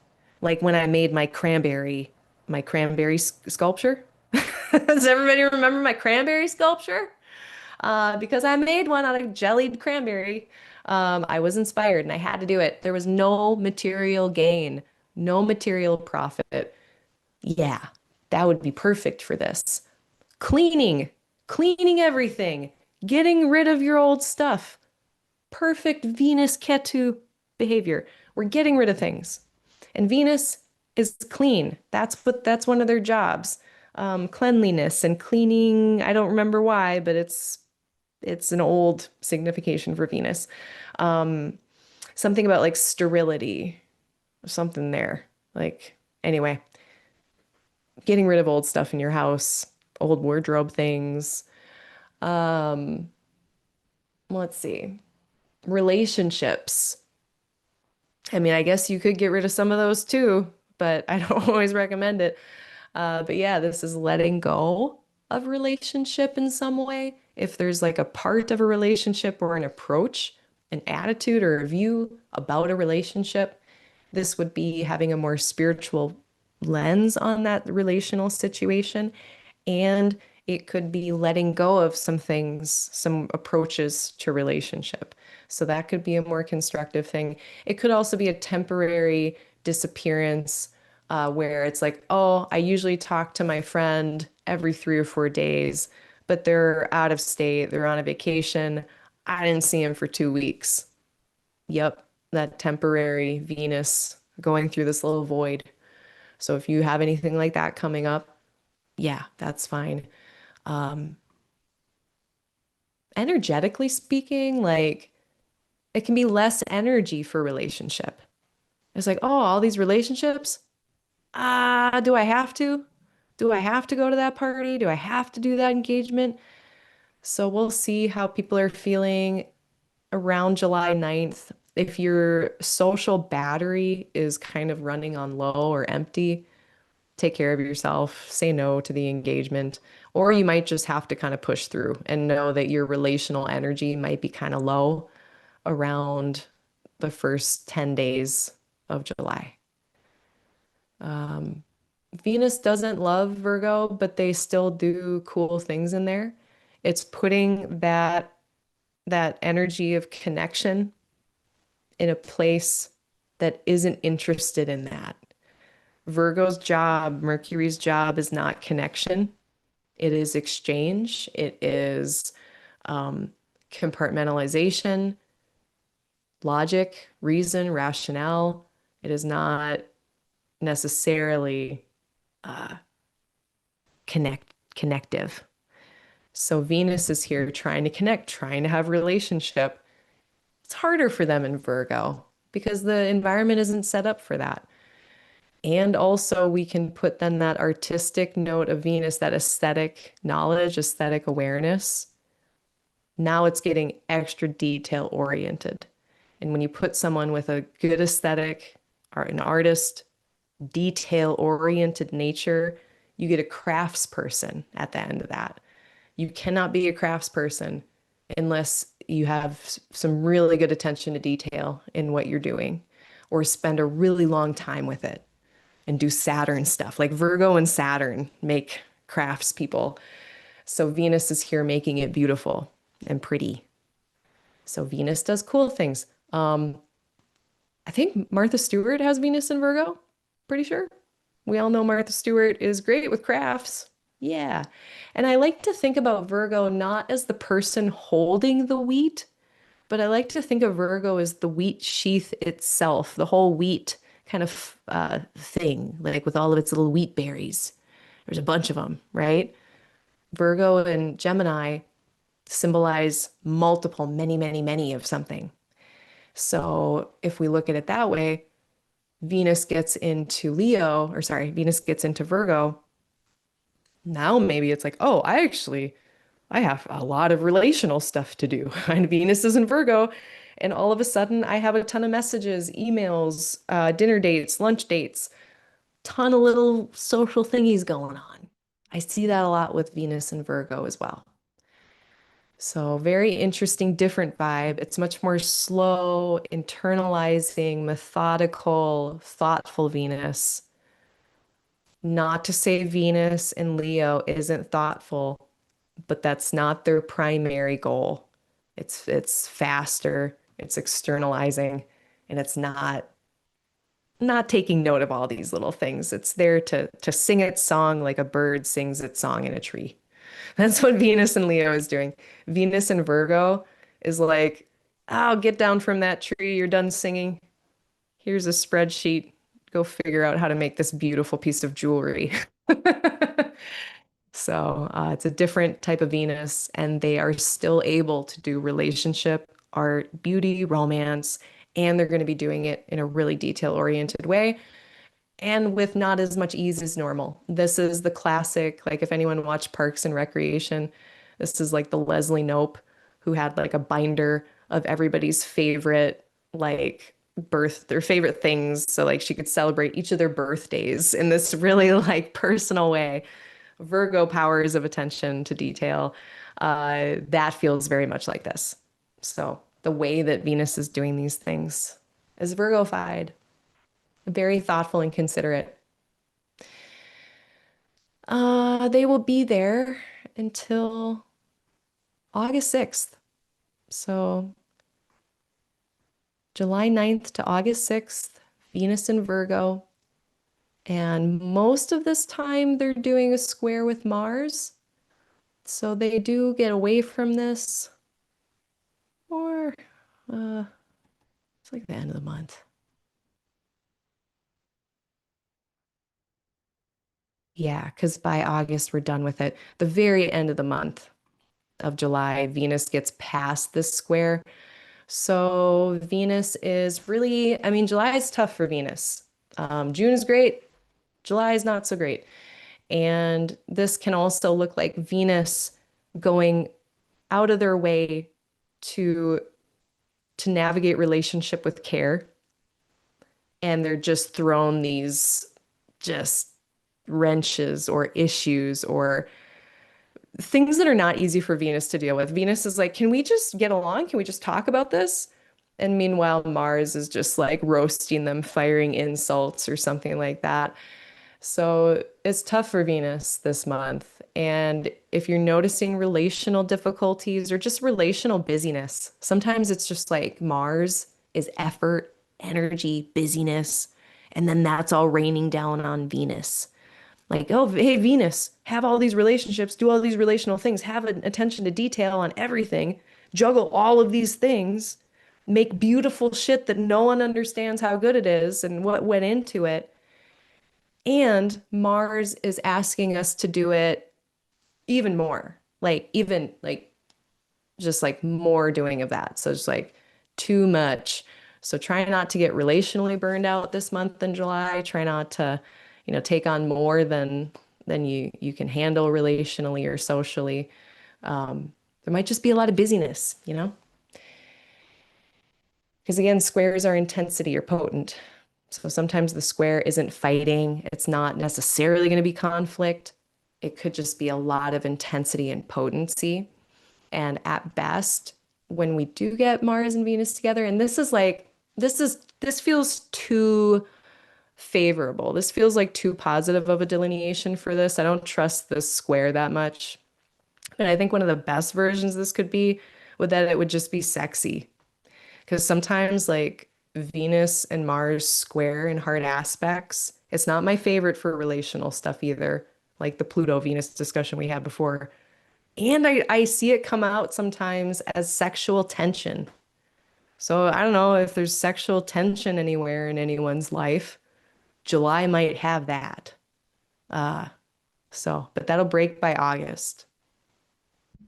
Might just be busy relationally in July. And then that breaks in August. I think that's all my Venus notes. And yeah, get rid of old stuff. Exfoliate, that was the other one. So Venus is in charge of cleansing and cleaning, sterilizing. So why not exfoliate? Sounds good. Around this time, July 9th, whoops. So Venus goes into Virgo and the sun is starting to get really close to Jupiter. So the sun is starting to move into Jupiter and get within 15 degrees, putting Jupiter under the beams. Jupiter, however, is so bright to the naked eye that if we go outside around July 9th, or July 10th, 11th, Jupiter's under the beams. I'm kind of thinking we might still be able to see them though. So, because Jupiter is so bright, I think we can see them within 15 degrees of the sun, depending on your location. So watch if you want to be really into this, if you want to be like extra nerdy, keep watching Jupiter every night and after sunset and see when they disappear, when the beams of the sun are still bright and like shining too much that you can no longer see Jupiter after sunset. That's when Jupiter is then symbolically as well going to be under the beams. And we're still going to use this 15-degree kind of convention. So that happens July 9th. Jupiter starts setting under the beams of the sun, where they're going to eventually go through their annual little rebirth that happens at the end of the month. We'll get to the Jupiter Cazimi, but earlier in July, Jupiter starts to quiet down a bit. It's funny because they're in Leo. I was talking about all this outward expression of Jupiter, especially maybe bumping up against Pluto. Um, Jupiter is still under the beams, though. They're going to be under the beams for a lot of this month. So I don't know if we're going to be like running out of the gate necessarily with Jupiter and Leo just roaring right away. Like, I don't think the first month of Jupiter in Leo is going to be the most boisterous and ostentatious and fun. Like when I think of Walter Mercado, that amazing Puerto Rican astrologer who had the capes and like was very just had this aesthetic that was incredible. We get that more like August and onward. After the sun gets away from Jupiter, after Jupiter gets away from Pluto, then Jupiter will have a bit more room to kind of let their hair down or whatever. Um, but there's some quietness here. Whenever a planet is under the beams, we don't see what they're doing as easily or as visibly, just like we can't see them in the sky. So, yeah, I think the kind of extra ostentatious Jupiter and Leo presentations probably I'm gonna expect them more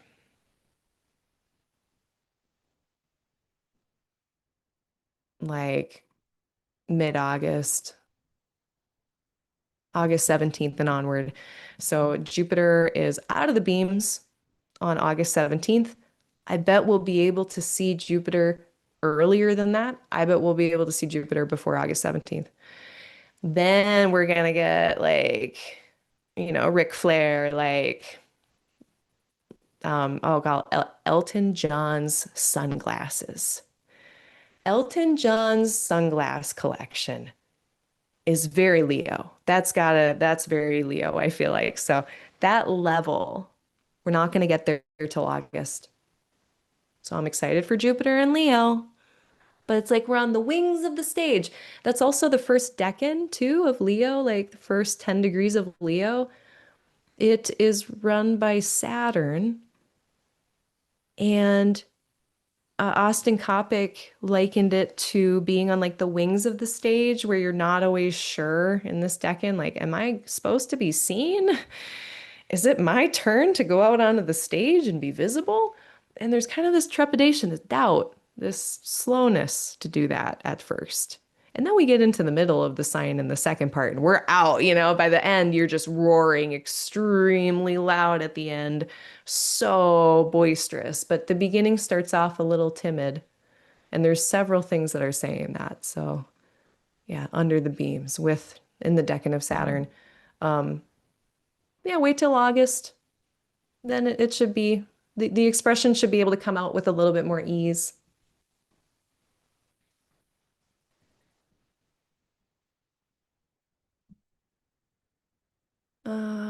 Let's see, Jupiter under the beams. So, in terms of your own birth chart, look at what houses Jupiter rules for you. So, for this theoretical Pisces rising, their first and 10th houses are ruled by Jupiter, because Jupiter rules Pisces, Jupiter rules Sag. And so, likewise, in July, a lot of these areas of life might also be kind of quiet, under the beams, hidden. Uh, yeah, whoops, there, under the beams. So July, look at the life areas that Jupiter is in charge of for you. Could be a little quiet, or maybe you're doing things behind the scenes, kind of hidden. So for this Pisces rising, Maybe they're doing some behind the scenes things with their appearance, their wardrobe. Maybe they're not announcing to anyone like that they're getting rid of stuff. Maybe they're not announcing to anyone that they're getting bangs. But in August, Jupiter is going to come out of the beams and they're going to show up at the party with bangs. And they're going to be like, "We did it. We got bangs." Or other version for this Pisces rising. When Jupiter's under the beams in July, quieted, we can't see him in the sky. Maybe developments with your career will be quieter. Maybe we won't see as much obvious externalized activity with your career. Maybe you're not being recognized as loudly as usual. That changes in August. So don't forget to think about whenever a planet is under the beams and they're quieting down or not seeing them as obviously, that also is going to trickle into whatever that planet is in charge of for you. Uh, and then on the 11th of July, we have another malefic enclosure of the moon. And that one is going to specifically be from Central Time, 8:15 a.m. on July 11th to 5:11 p.m. Universal Time, that is 1:15 p.m. until 10:11 p.m. When the moon is in Gemini between 9 and 14 degrees, you're going to be getting a conjunction. This isn't exactly, but a conjunction with Mars and then a sextile with Saturn. So it's not the worst kind of malefic enclosure. The aspect that the moon is moving into is a soft one, but I still want us to note that the 11th of July might not be the easiest, most comfortable day. We might be doing harder things or things that are necessary that need to get done that aren't fun. On the 12th, we have the Mercury Cazimi. We've got Mercury going through the heart of the sun. This happens a few times a year, and this is also the point at which Mercury is resetting their cycle with the sun. So the dance that Mercury and Sun do together, the retrograde Cazimi, is the restart. That's where the last dance ends, the next dance begins. So we can also then extrapolate what is Mercury rule in your birth chart. Virgo, Gemini, house topics and areas of life are what is going to be reset, reborn, where certain things will wrap up and conclude to make way for a new cycle. So for this theoretical Capricorn rising, that's their sixth house of labor, health, animals, their ninth house of travel, belief, and education. So maybe they're having a bit of a reset with their chores or with their pet. Maybe they are getting done trying a certain type of food for their pet and they're going to try a different type of food. Or maybe they just finished up doing a certain type of physical activity, a certain set of physical activity classes, and they're going to get ready to start the next cycle of physical activity classes. So, I also find that these days in particular, like the day of the Cazimi, so July 12th, I find a lot of clarity on those days. Whereas usually things are pretty obscured and hard for Mercury to figure out when they're too close to the sun. When they're right in the middle, they have this day of clarity. So if you need clarity on something, especially in your Virgo, Gemini, or Cancer areas of life, if you're looking for clarity, look on the 12th. See if you have any good ideas, if anything, if you understand something or figure something out, it could be the case. And finally, in this little chunk, we're going to take a break, a Beanie Baby break in just a minute. But let's talk first about the Cancer moon that's going to be on the 14th. So, July 14th at 4:43 a.m. Central Time, we're going to have a new moon in Cancer in the last 10 degrees in the third decan of Cancer, which, if you're a tarot person, if you're into tarot, this is the Four of Cups. So whatever ideas you might have around the Four of Cups, that might speak to this next lunation cycle, this next 28 days. Um, new moons are an ending of the last cycle and a beginning of the next cycle. It's a good time to regroup. So around like even when the moon is waning and balsamic, it's a good time to regroup, slow down, collect yourself for the next 4 weeks. This is a lower energy time usually. Um, yeah, so don't push yourself too hard. July 13th, 14th, 15th, the moon does not have a lot of light. When the moon doesn't have a lot of light, we're similarly not as busy and doing as much usually, or we certainly don't feel like it if we're being asked to. So give yourself some space and time to rest if you can, if you have that privilege. Otherwise, what I want us to watch for this one, this is a place of abundance in some ways. This Two of Cups, the Three of Cups, the Four of Cups, the beginning of Cancer. Uh, this is the beginning of, well, it's kind of like the end of the Egyptian year and the beginning, the new year for ancient Egyptians in Cancer. So we have this growing of a thing, this growthy period of time, very defined by everything turning green and vibrant and full of life. And then it grows and we protect it in the middle decan so that we have something to show for it. We have something to enjoy or to share when we have that abundance. So when I look at the end of Cancer, something that I think about a lot with this is what do I have to show for these efforts? What can I share that I have created, not only for me to enjoy, but for other people to enjoy? There's the Four of Cups, which is this person who's like looking kind of disappointed. But there's also this note of like having had enough. They've had enough. They've had their fill.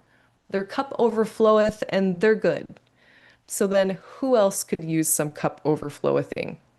That could be a question. Uh, the last aspect before the new moon was Mercury. The next aspect is Jupiter and the outer planets.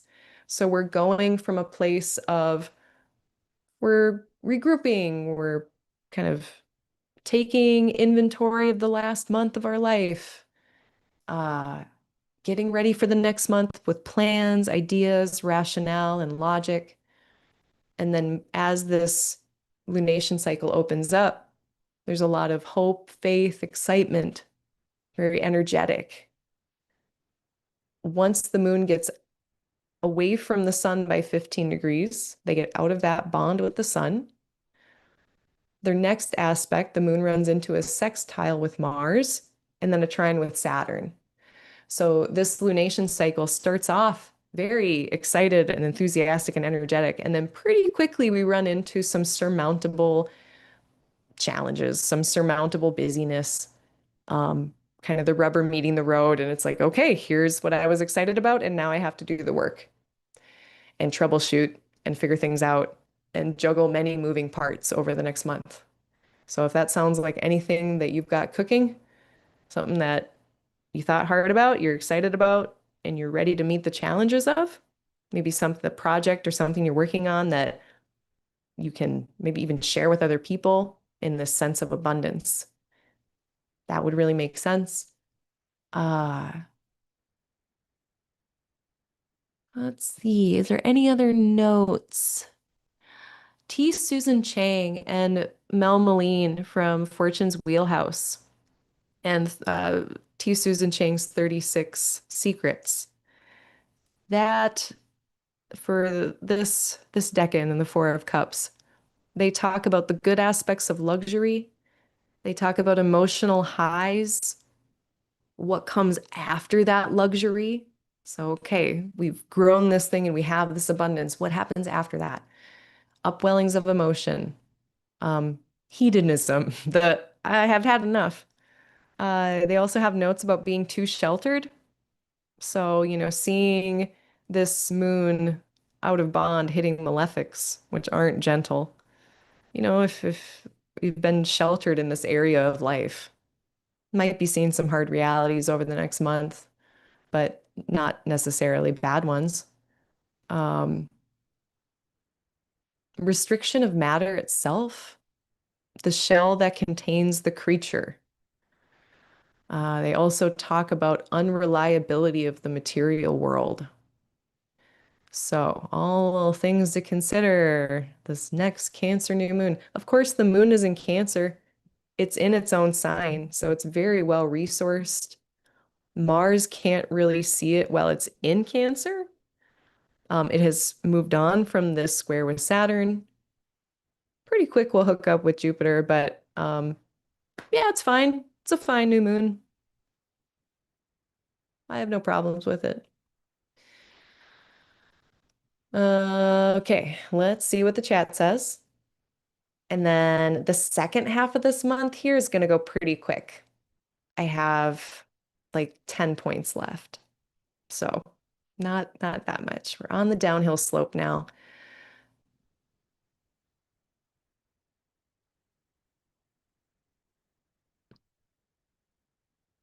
Hello.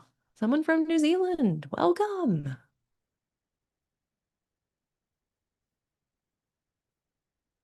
Okay. Let's see. Does anyone have any divination requests? This is your last call.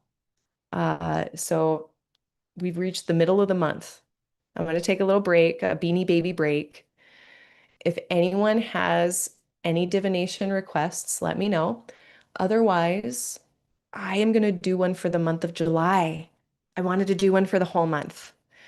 Collective reading. Oh, wow. Okay, so I'm going to put my mute on again and rustle the bag around, and we're going to see our Beanie Baby divination for July. Okay, hold on one second.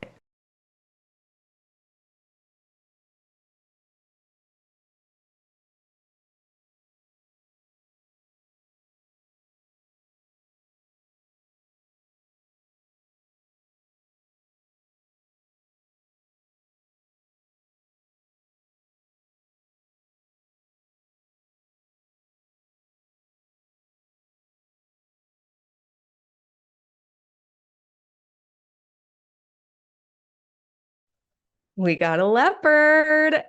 It's Venus is in Leo. Okay. So here's our divination message for the month of July. Um, from the trees he hunts prey in the night and in the day. He's the king of camouflage. Look real close, he's no mirage. That's some Neptune coded business. That's some outer planet Neptune coded, Pluto coded business. I'm going to read it again. From the trees he hunts prey in the night and in the day. He's the king of camouflage. Look real close, he's no mirage. So I feel like it's saying like make your goals. Go for your goals. Um Day and night. Something about camouflage, like protect yourself. Make sure that you are visible to the right people and not the wrong people. And if we look closely, it's the real deal, not a joke. Presenting as advertised. So there's your your Beanie Baby divination for July. I love it. No one, it appears like no one else. Everyone's good on the divination. I'll be checking in as I finish up the month if anyone changes their mind. I love that we keep getting big cats. We've gotten a few big cats. So that's cute. Okay. Thanks, everybody. I love divination so much. Wow. Okay, let's march onward with this month. So on the 14th, we're gonna have that Cancer new moon. Um, Also, anytime there's a new or a full moon or an eclipse, it's part of this 6-month clock that the moon does. So at any point, any new moon, it's a good idea to reflect and think, what have I been doing over the last 6 months? In the case of this new moon coming up on the 14th of July, what have you been up to over the last 6 months that is completing, that's coming to its natural close or resting point before the next iteration? And we can think about that like 6 months before. On the 15th, Neptune Uranus sextile. So this was a really, I guess, potent point for the basket. This is a point where the basket is going to be basketing like very strongly. So we've got Neptune at 4, we've got Uranus at 4, and Pluto. They're all within the same degree. And this is the closest that they've locked in thus far with this whole Barbalt's basket business. So let's watch. I'm very curious on the 15th. And these are also such slow planets that, of course, really this is like something that's building all through July and then will kind of let itself scatter throughout the rest of July. So let's see what this is doing. Let's see this big change that's happening in each of our lives. Where are we being asked to make some big changes? And we'll be seeing that really strongly in July.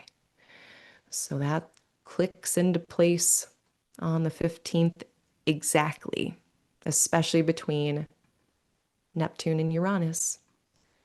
Let me see the exact. I want to see the exact.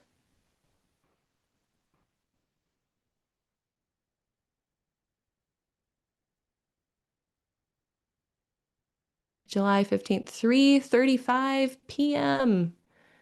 3:35 p.m. on the 15th, Central Time. That's exactly when Neptune, Uranus will meet each other. Exactly, exactly, exactly. Again, it's way slower, so this is on before the 15th. But for anyone who's noticing the 15th being extra changey or speaking to those changes that you're making in your life.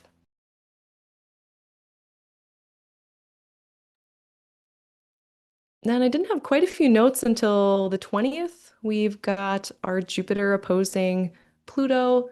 And so this is what I started off talking about at the beginning of the hour.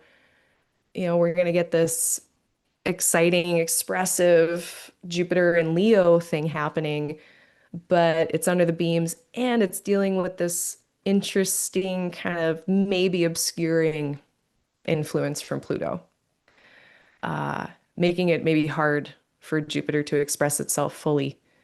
And then that aspect between those two peaks on the 20th and then starts to separate. And then after this, for the rest of July, I think expressing ourselves in some ways with Jupiter will become easier. We still have the sun that has to deal with this too. So very similar notes. The sun is also very expressive. Here it's about like our identities, our self. With Jupiter, it's our ideas, our beliefs, our friends, our groups, our culture.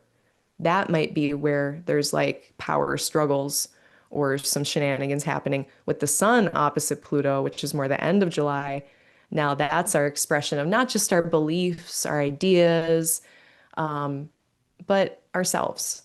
It's very personal with the sun, obviously. So, have healthy outlets, have audiences that can accept you and see you, be visible to the right people who are safe and support you, and camouflage yourself if you need to from the haters, you know? But after the 20th, at least we get Jupiter moving on. And then also those Jupiter ruled things in your life will be less encumbered by Pluto, fewer things happening outside of your control that are affecting the Jupiter parts of your life after the 20th. So for instance, I'm going to use myself as an example. Again, I'm an Aquarius rising, and my Jupiter rules my place of money and my place of friends. So perhaps the first part of July, maybe there are things happening outside of my control around money and resources that are affecting me in some way that I can't really get around. But after July 20th, there's fewer of those things that are outside of my control, kind of, you know, messing up my goals. Likewise, maybe socially with friends or groups. Maybe if I was to have some kind of friend gathering over the next few weeks, maybe that would be kind of intense or powerful. At worst, it would be like social group kind of power dynamics or shenanigans. That would be weird. What it is going to be for me, I'm actually realizing this just as I say it. I'm going to be going to some live music on the 7th and the 8th. I'm going to fish again. I am a baby fish. I have fallen in with a fish group and we're going to fish. It's on the 7th and the 8th. And that is going to be a really intense experience with friends. For one, because they're all there. So there's so many of them. And, the fish people, if anyone knows the jam band people, there's a bunch of different jam bands and they all have their own audience. And those audiences are like, it's amazing the connection that they all have with each other. It's like a damn reunion every time they seem to get together. So there's going to just be like a lot of people. It's going to be intense. And yeah, because it's really loud and there's a lot of people and that's intense. It's not bad. I chose it. But that'll be part of my 11th house ruler getting an injection of intensity. So check out what Jupiter rules in your chart. All right. And yeah, Jupiter's going to be trining Neptune. So very spiritually inspiring, just a generally inspiring time. Jupiter really plugging in with all those outer planets. Pluto is intensity. Neptune can be inspiration, spirituality, spiritual experiences. So it could be a very inspirationally juicy time. It's kind of interesting. And yeah, maybe that's a positive thing with the Jupiter-Pluto opposition. It could be just really inspiring because Jupiter is inspiration and Pluto is intense. So intense inspiration. Yeah, let's leave room for that. That sounds fine. Then we get on the 22nd, the sun is entering into Leo.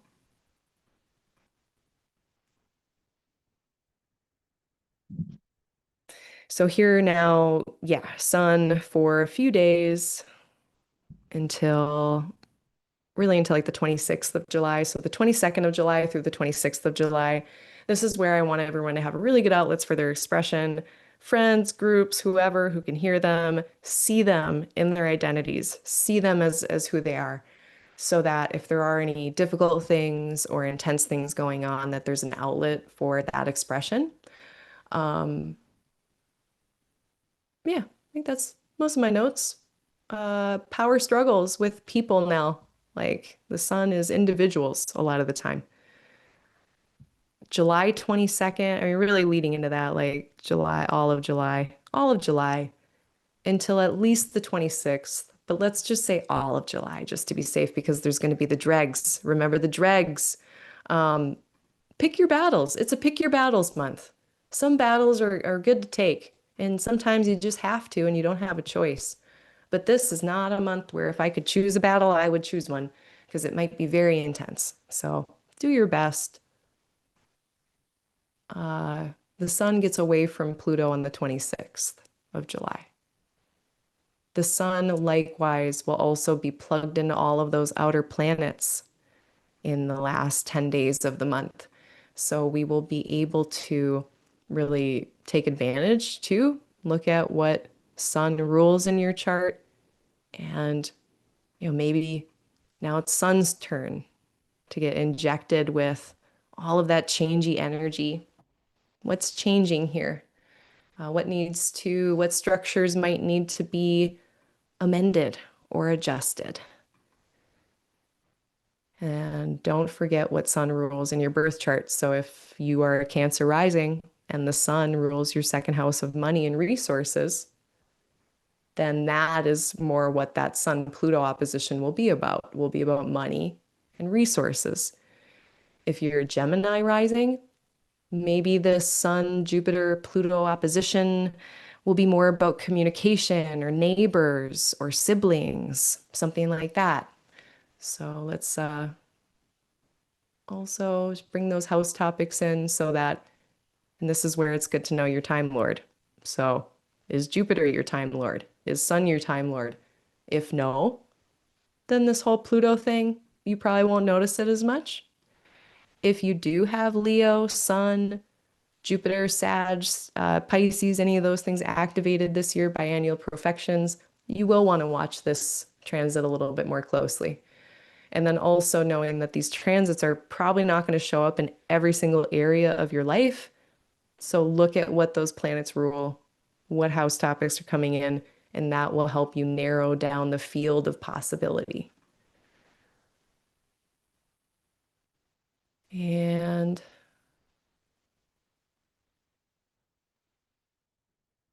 oh, I think I was, was I really saying the Mercury retrograde date wrong? That would be so ironic. No, I was right. It's the 23rd. So July 23rd, I I skipped right past it. Uh, Mercury stationing direct. So we get Sun moving into Leo on the 22nd, the Sun opposing Pluto on the 22nd, 23rd, 24th, 25th, 26th. Mercury stations direct on the 23rd. So Mercury's really slowing down mid-July. Technology is going to slow down. News, information, download and upload speeds, travel, all slowing down potentially around July 21st, 22nd, 23rd, 24th, 25th-ish. So like that whole week. And then Mercury is going to start picking up speed in the other direction. And then all of our technology and letters and news and all that will start going faster again by the time we get into August. And then finally, the post retrograde shadow is done for Mercury August 7th.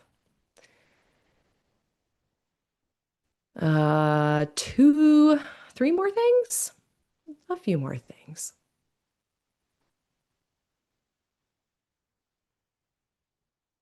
Lunar malefic enclosure on the 25th of July. This is Central Time from 9:57 a.m. until 2:23 p.m. on the 27th. So it goes from all day 25th, all day 26th, into the 27th. Is that correct? Yeah, it is correct. That's a long one. Here, let me show you what I mean.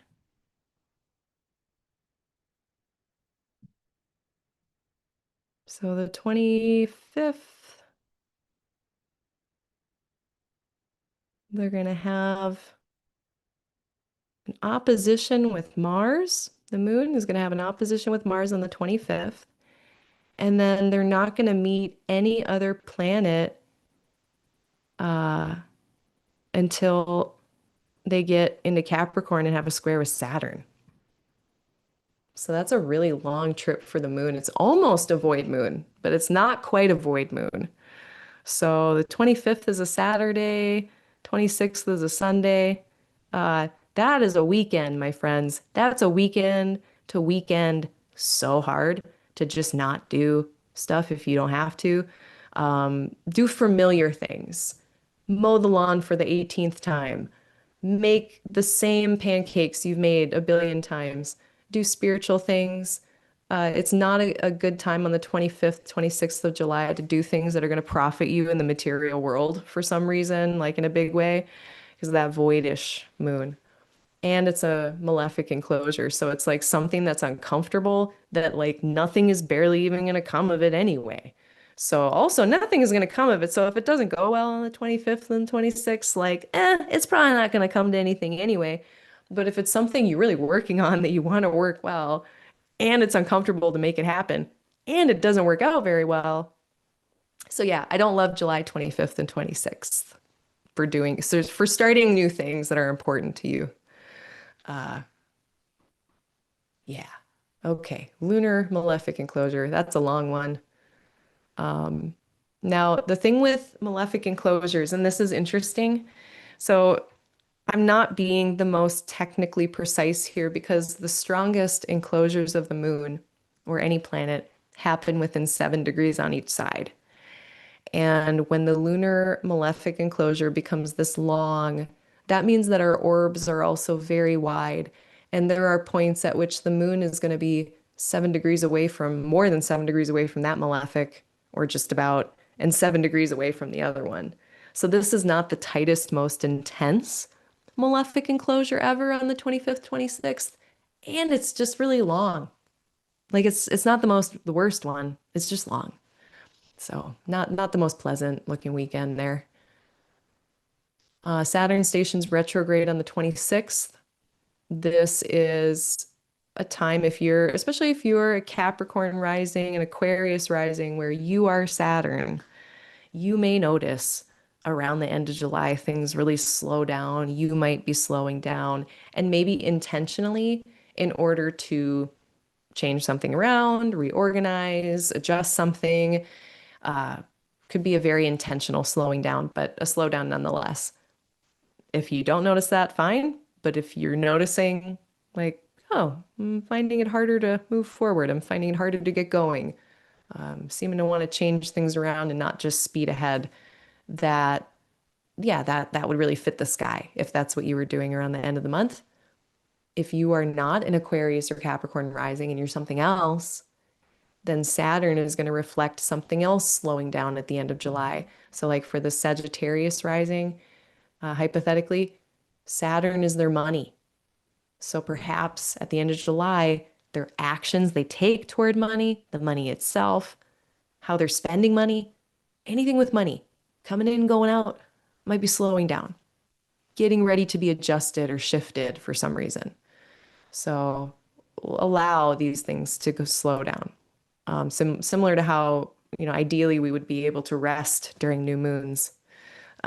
When planets station, those topics are going to slow down. Now they are going to be stopping at 14 Aries, 44 arc minutes, and they are going to be stationing direct. Is it the same day as Neptune?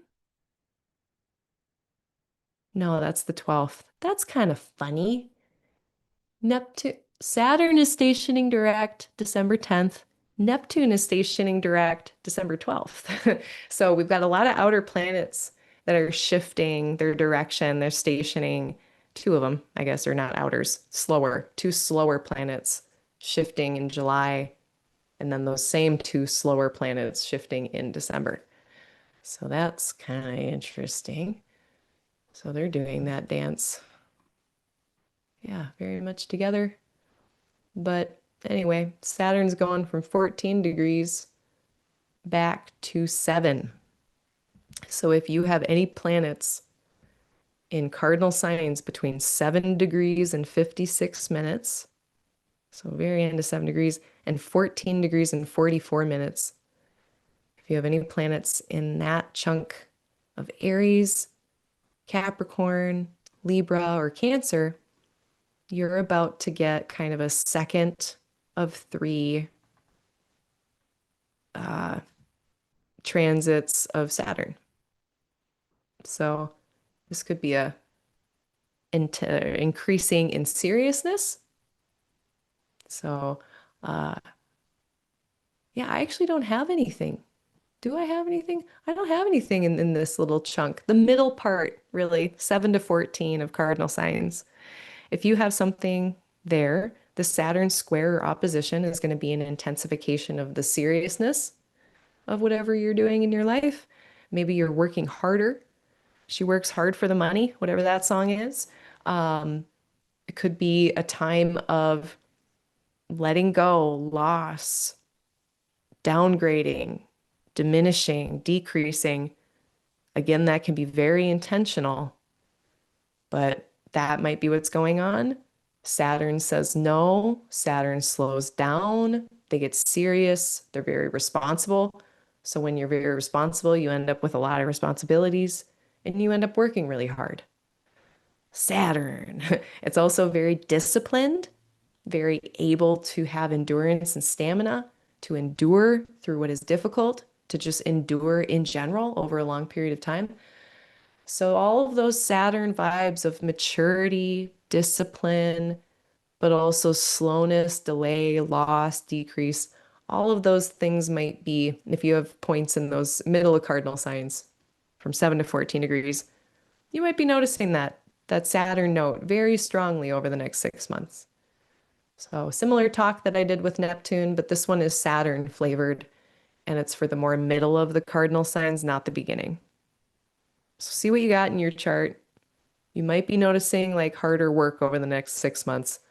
So then if you do notice these more difficult Saturn things, then know that that is going to be wrapped up come December. Well, no, it'll be because I keep forgetting it has to go over there again. It has to go, it has to retrace all the same stuff. It gets back to where it was by March of 2027. So yeah, the hard work, the showing up in this way that's really mature and disciplined and wise and experienced.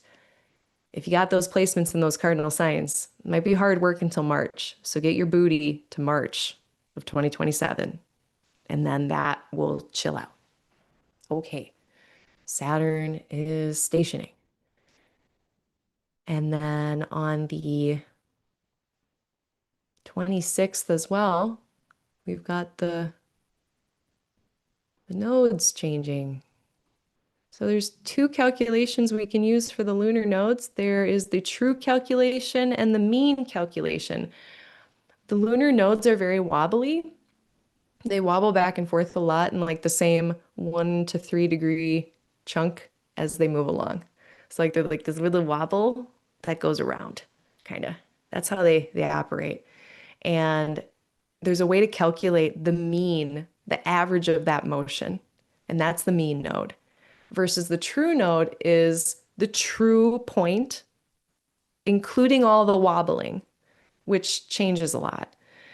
So depending on what your uses are, what you're doing, I just want to make sure that I have the calculations how I think I do. Yeah, so in AstroGold, these are my calculations. And the lunar node, you can pick true or mean. So I have the true picked. So I like to account for that wobble, especially if we have a lunar node that's on a cusp. I want to know what side of the cusp line it's on. I don't think there's any problem using the mean, the average, because that's like the mean node. That's when we know it's definitely in the next set of signs and it's no longer wobbling around.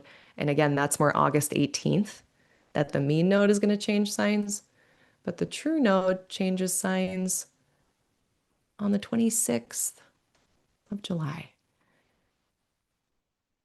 So the nodes are going to start to hang out in the fixed signs of Aquarius and Leo. The lunar nodes, they are leaving Virgo and Pisces.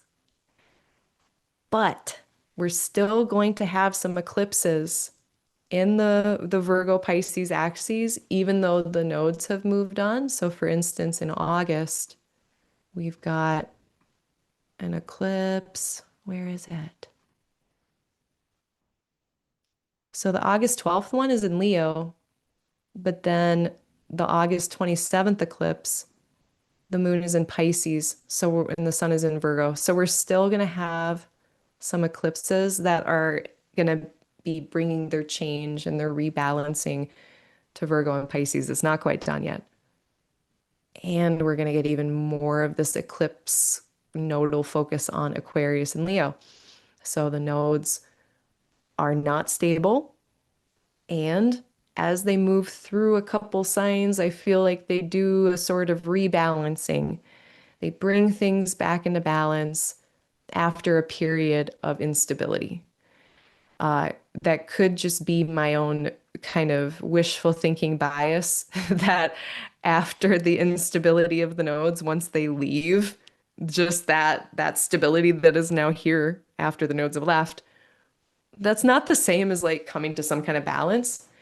But why I bring balance into it, into this discussion, is because the north node is about increase and the south node is about decrease. And I often find that people they kind of get stuck on one end or the other, thinking, oh, I have to focus all on the north node. And I need to not get too stuck on the south node stuff because like the modern approach that's what you came in with from your last life and you might be really good at it, but you're not supposed to like lean on it too heavily. That's more of like the modern contemporary approach to the nodes. Um, Even looking at it as like a decreasing, it's still kind of it wants us to get pulled up into the north node. And in a practical, real lived experience, I find that it's best to just try to balance these areas of life wherever the nodes are, because there could be a lack of balance, there could be an instability. So we have to work a little extra hard to keep these areas of life in balance, in check, have healthy boundaries with these areas. So look to the house or life topics that are associated with Leo and Aquarius for you in end of July into August. We're really going to start to have eclipses much more focused on that for about a year and a half. And the nodes will be in there until March of 2028. So July of 2026 until March of 2028. If you want to do a little bit of research and looking back, so the last nodal axes we had, so with the lunar nodes in Pisces and Virgo, that was true from January 2025 to July of 2026. Look to what Pisces and Virgo were for you to see, how those areas of life have played out over the last year. The time before that happened, 19 years earlier, the nodes come around every 19 years, 18.6, but 19. Uh, June of 2006 to December of 2007.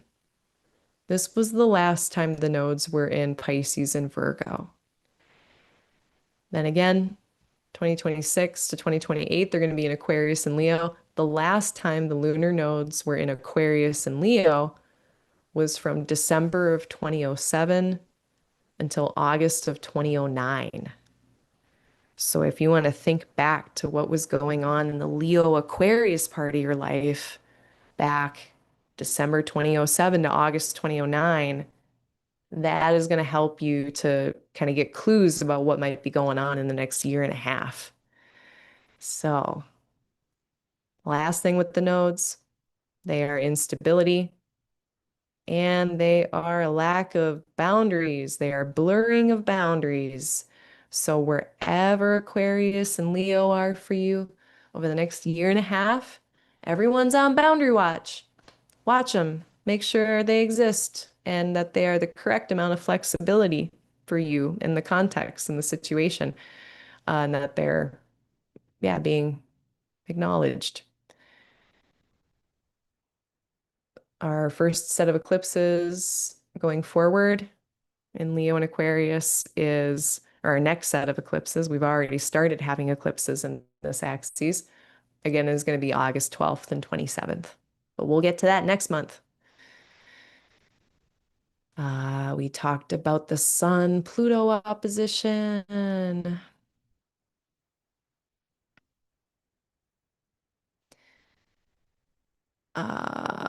That completes, that perfects in the wee hours. I said the 26th. It's actually like 1:55 in the morning on the 27th.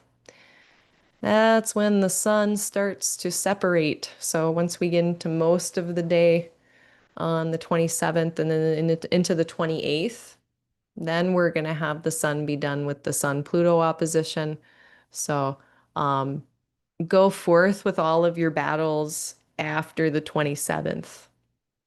Before July 27th, be careful with the battles that you get into. If anyone's trying to manipulate you in the first 4 weeks of July, watch for any of that kind of shenanigans, manipulation, coercion. Keep your head on a swivel looking for that through July 27th, 28th. Then once we get into August, that won't be as much of a note or an energy around.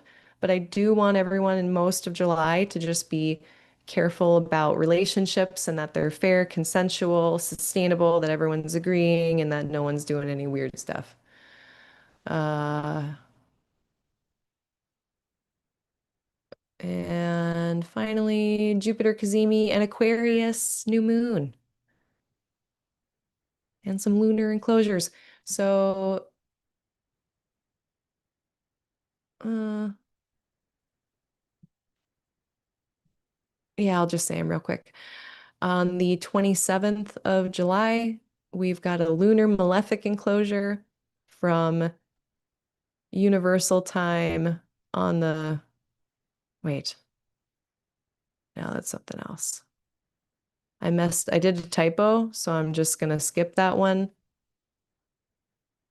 It looks like there's one on the 27th, and then there's another one on the 28th. And this is from 1:10 a.m. on the 28th Central Time, lunar, or I'm sorry, getting all messed up here. Let me back up. Okay, on the 27th of July, there's a lunar malefic enclosure. It is earlier in the day. By the 28th, we have a benefic enclosure. The vibes improve on the 28th, especially from 1:10 in the morning through the 28th until the 29th at 9:30 in the morning. Universal time, the vibes improve. The better vibes are from July 28th, 6:10 in the morning, through the 28th until the 29th at 2:26 in the afternoon p.m. So the 28th and 29th look like better days to do things, more ease, more comfort. Then on the 29th, we have a Jupiter Cazimi. We have one every year. And it's a day of clarity around Jupiter topics. So again, refer back to your birth chart, see what Jupiter rules in your birth chart. What houses are they in charge of? You might have clarity around those things. So for this theoretical Gemini rising, around the 29th, 28th, 29th, 30th of July, they might have more clarity around their path in life, their career, their public life, and reputation. They might have a moment of clarity around partnerships or others, or their place in partnerships or how they relate. You might also have some clarity about communication in the third house or siblings or neighbors. So look for clarity around the 29th of July, especially as it relates to the things that Jupiter rules in your birth chart. And that is going to be the resetting, the annual, it happens once a year, resetting of Jupiter topics. It's a rebirth for them. Again, not rare, but what is interesting about this one is that it's the first time in about 12 or so years that it's happened in Leo with a domiciled sun. So last year when we had our Jupiter Sun Cazimi, it was in Cancer. The year before that, it was either in Cancer or Gemini. So now we have the sun in domicile. We usually don't have that. So that's really interesting. So a lot of clarity, and there's something very successful or trustworthy or solid. Like what you're seeing is correct, and there's something supportive about it. Like you can use whatever that clarity is, you can use it for something supportive. I like it. It's great. It's separating from Pluto. Cool. This was actually one of the days that I was trying to use for elections, but the moon, I just didn't really like the moon where it was, but the rest of the sky is pretty cool. So Jupiter Cazimi on the 29th, and then the month ends with a new moon. Nope. Did I forget something? I Hold on. I'm having such a Mercury retrograde time. Oh,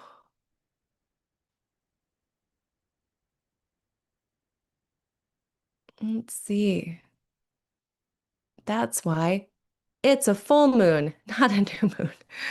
Ooh, the typos. the typos on my end, not on your end. Aquarius full moon. So the month ends with an Aquarius full moon. And that full moon is going to be in the first decan of Aquarius. This is the Five of Swords.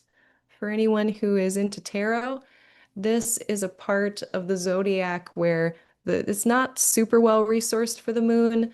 The moon doesn't really feel at home here.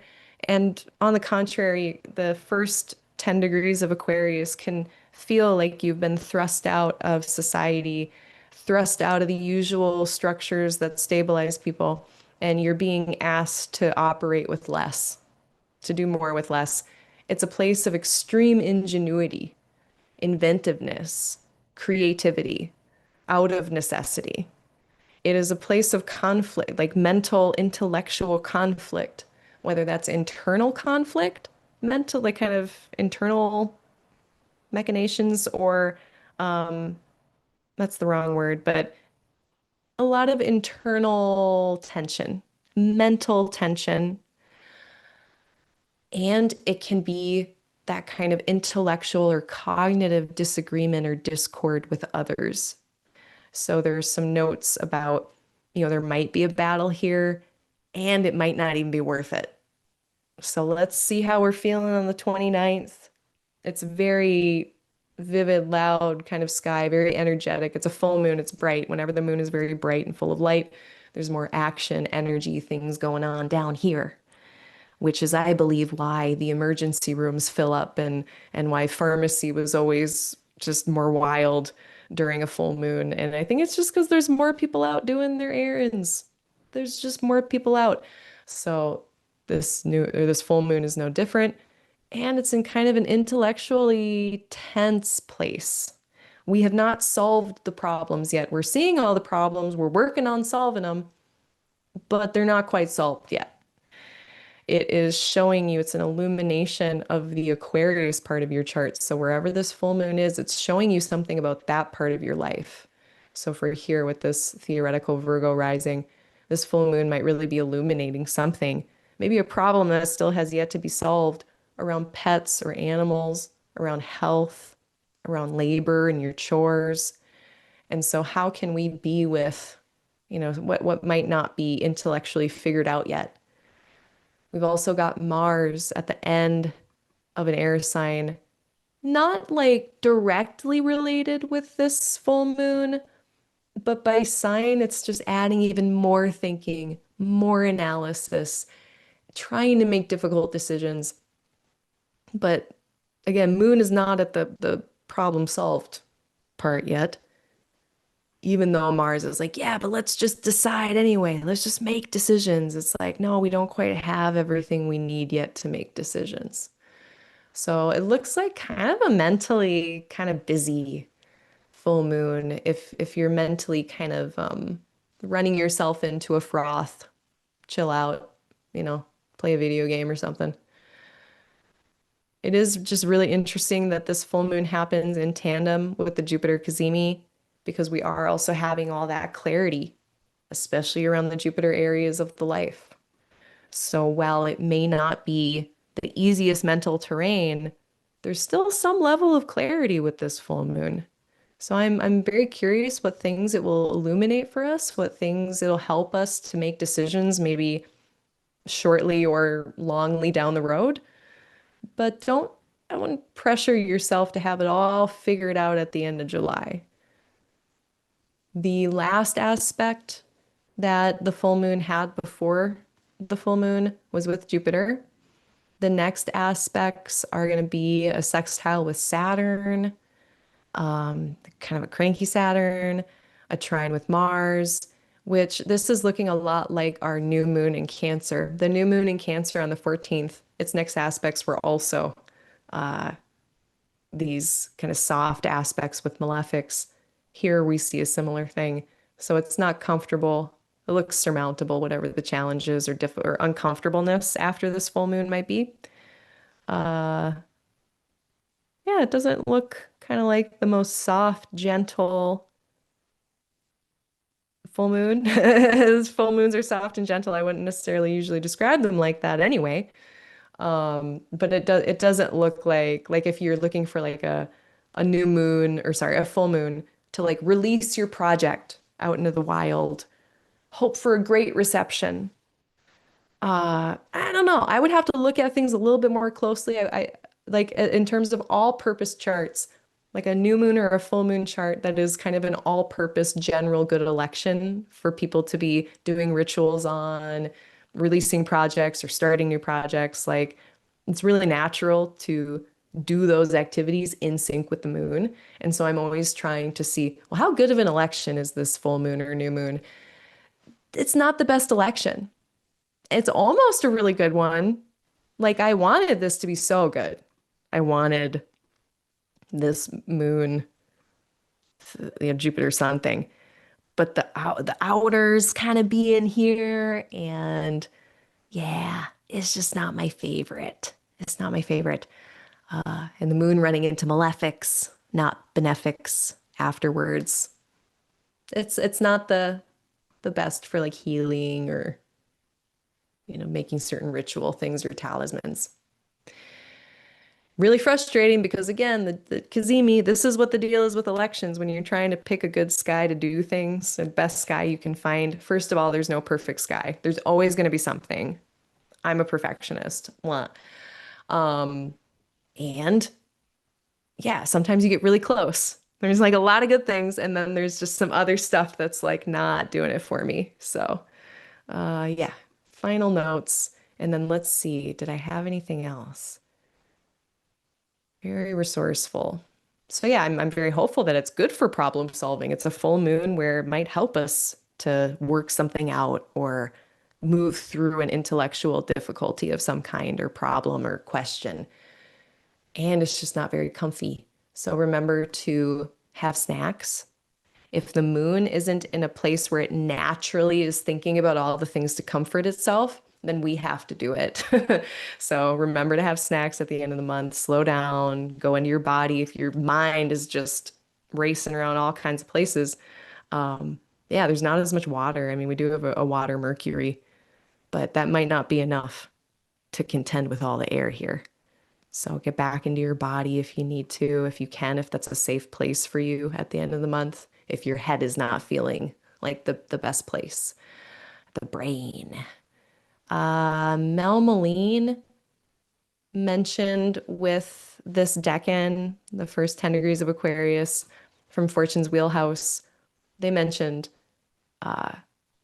passivity. So, I'm mentioning like there can be this conflict, this in intellectual idea-based conflict.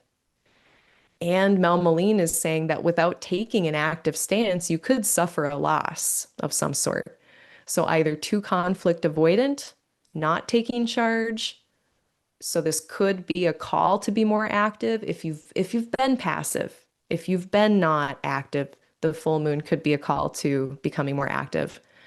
If I'm putting together their thoughts with mine, it mentions Mel Moline says this decan, the Five of Swords, it's about being engaged to protect what you have versus to just passively go along and hope it'll all be okay. There's a question of when or whether to accept defeat. So this full moon might be showing us, all right, how much fight do I have left in me? Sometimes you have to accept and let go. So that would be like, do I do this conflict or not? Do I do this mental effort or not? Sometimes accepting the fight for the wrong reasons, sometimes not. Sometimes there's, again, too much conflict avoidance. So those some things to think about there in terms of passivity or taking action. Austin Coppock, 36 faces, Aquarius 1, ruled by Saturn and Venus, depending on what system you're using. He talks a lot about people doing crafts, but in an impoverished state, rejecting what is normal, hardworking, but not well-supported people is something symbolized by this decan. Making good in a place that is not supportive. Intentionally rejecting something for something better, intentionally rejecting a norm to find something better. So when I was saying earlier about leaving the familiar structures and conventions in order to do something different where maybe you're not as supported, is really hearkening to this. Yeah, not comfortable, but lots to discover, says Austin Coppock. So those are some things to consider. T. Susan Chang mentions for the Five of Swords, resentment, losing a conflict or a battle, being on the losing side, feeling like you can't do anything about it, announcing the problem and how to correct it. So this is that area of we are confronted with some intellectual problem or conflict. I feel like in the Six of Swords, we're really solving it. The Seven of Swords, kind of what happens after that solution, or how do we carry on after that intellectual quandary or thinking. So T. Susan Chang talking about resentment, losing, announcing a problem and how you can correct it, corrective action, fixing problems requires mental strength and resolve of character. Watching your mind, policing and being policed, which is interesting. So if you notice a lot of criticism going on during this full moon too, maybe last point, just kind of thinking about Leo and Aquarius, Aquarius ruled by Saturn. This is a place of doubt. Sometimes doubt is skillful and it leads us to investigate and problem solve and end up better in the end. Sometimes that doubt keeps us from acting. We just keep going back to the drawing board because we don't like what the solution is. We don't like what needs to be done. And then we just, end up being not acting or not doing anything. That's unskillful doubt. Saturn is also criticism, critique, whether that's necessary, helpful or not. So, okay, T. Susan Chang is talking about announcing a problem and how to solve it, and also policing and being policed. So with this full moon, looking at how we're criticizing ourselves and others, if we are policing ourselves or others, how to stop doing that. And this is really juxtaposed against a place that has to do with praise. It's like the whole praise and blame roller coaster, the praise and blame dichotomy. I think Leo holds all of that, and the Leo Aquarius axis holds it. Leo, we think about praise and being proud and pride. Oh, yeah, happy Pride, everybody. And then we have Saturn, doubt, exclusion, exile, the furthest away from the sun, blame and shame. You're wrong. No, very Saturn versus affirmation. Yes, great job, Leo. And the myth of Leo puts all of that whole duality pair of praise and blame, pride and shame. In the story of Hercules, who I heard this first from Jason Hawley many years ago, how Hercules had to save some children from a lion. He skins this lion after he kills it. He puts on the pelt as like a cape kind of helmet situation. And in another story, he actually has just the whole lion basically that he's taken. And he brings it to the king, who is both happy that Hercules did this heroic act, praise, yay, and terrified a bit of Hercules and the lion. In the telling of this through Jason Hawley, it's like Hercules brings the lion skin in to show, hey, I did the job that you told me to do. And the king is like, how dare you come into my throne room with that? Get out of here. So it's like this praise blame roller coaster. Okay, so we're going to go into the end of July. I guess, from my perspective, what I'm going to do with this isn't a peopling place for me. This isn't my first and my seventh. Probably not going to be getting into any keyboard warring discourses at the end of the month. Probably not going to be putting myself into a situation where I'm going to be subject to all this praise and blame trip, because it is just a trip. a really painful one sometimes. High highs, low lows. So let's see praise and blame at the end of the month and see how that's coming up in our lives. And sometimes that's a whole internal thing that's going on where it's like just this whole drama that's happening inside of ourselves. Sometimes it involves external people. So, oh wow, a whole lot there to discuss. So, I think final notes. Wow, it's been 3 hours. I guess that's what happens when I don't come here for a month. I talked a lot. Usually I do like an hour and a half, 2 hours. We did do the Beanie Baby divination though, and I don't regret it. And that was great. I have no regrets. But that's the month. That's the month. So good luck, everyone. I hope everyone has a great month ahead. Sign up for my newsletter. Hit the like button of this video, please. Hit the subscribe button. All that stuff helps me. I don't monetize this, but it still helps to get the word out.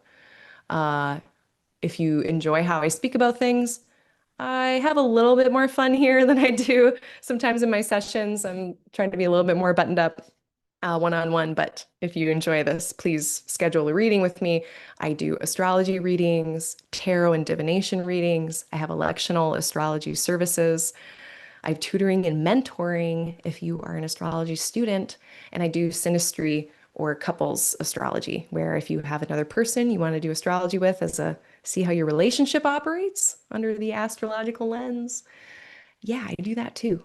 So check out everything on my website, www.aligninglightastrology.com. Sign up for the newsletter. The discount code for this month, for the rest of the month, if you schedule anything uh, through June, it's Solstice 25 for 25% off any of my services, except for electional astrology.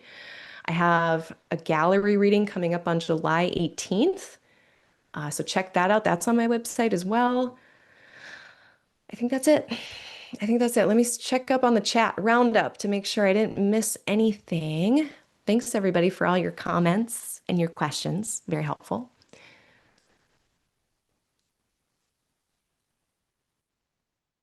Oh, someone was born on July 5th. I'm so happy your birthday is July 5th and not July 3rd or 4th. I'm sorry, people who have your birthday on July 3rd and 4th, but your solar return chart is interesting. July 5th person here, you escaped. You escaped some some things. Because by July 5th, a lot of that stuff is separating. So good. Yay, July 5th. Not a bad thing. And anytime there's something that concerns you about astrology, remember that that's one note in the whole sky.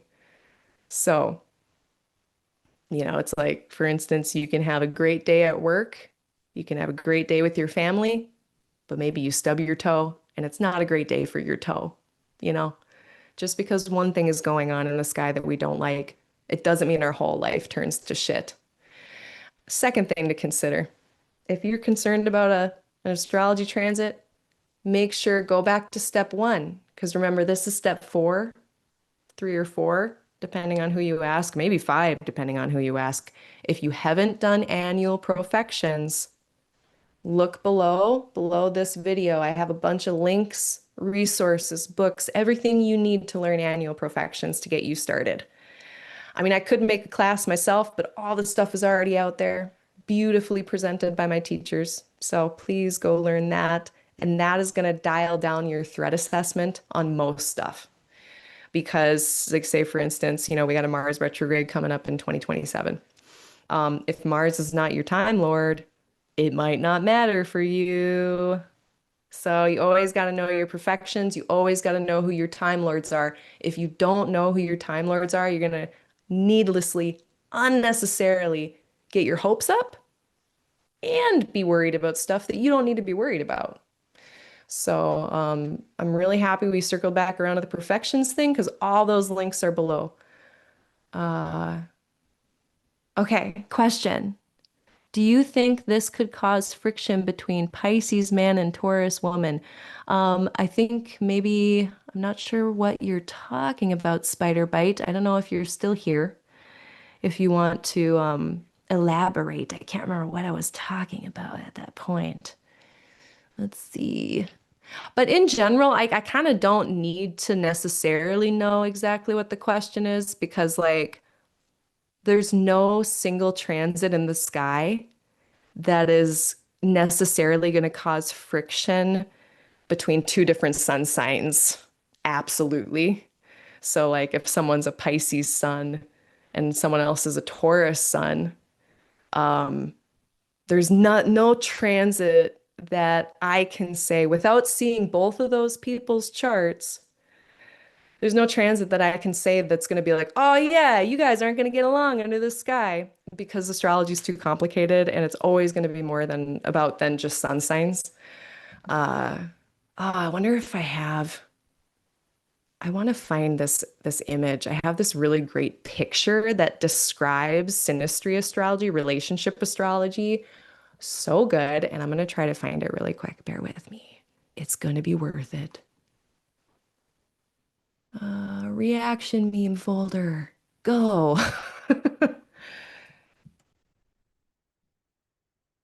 Uh, Here we are. Okay, so everyone thinks that astrology between two people can be talked about. And this is no offense to the person who asked the question. This is a very common, I think the most common kind of thing that people pick up from modern astrology, that the sun signs are kind of like the end all be all of stuff. And like when you just are comparing two people by your sun signs or by your moon signs or just your rising signs or whatever, you're kind of thinking that like this. You're kind of thinking like people are this simple. That's what that would reflect. But really, when we look at astrology between two people, it's more like this. It's more like this complicated interweaving. So, a really common type of question, like, hey, I'm this type of person, they're this type of person. What's this guy going to do to us? And I can't answer it in this context without seeing both of your charts because stuff is too complicated. But I love this image. Um, I should try to find a way to send this image out in like my next newsletter or something so everyone can have it.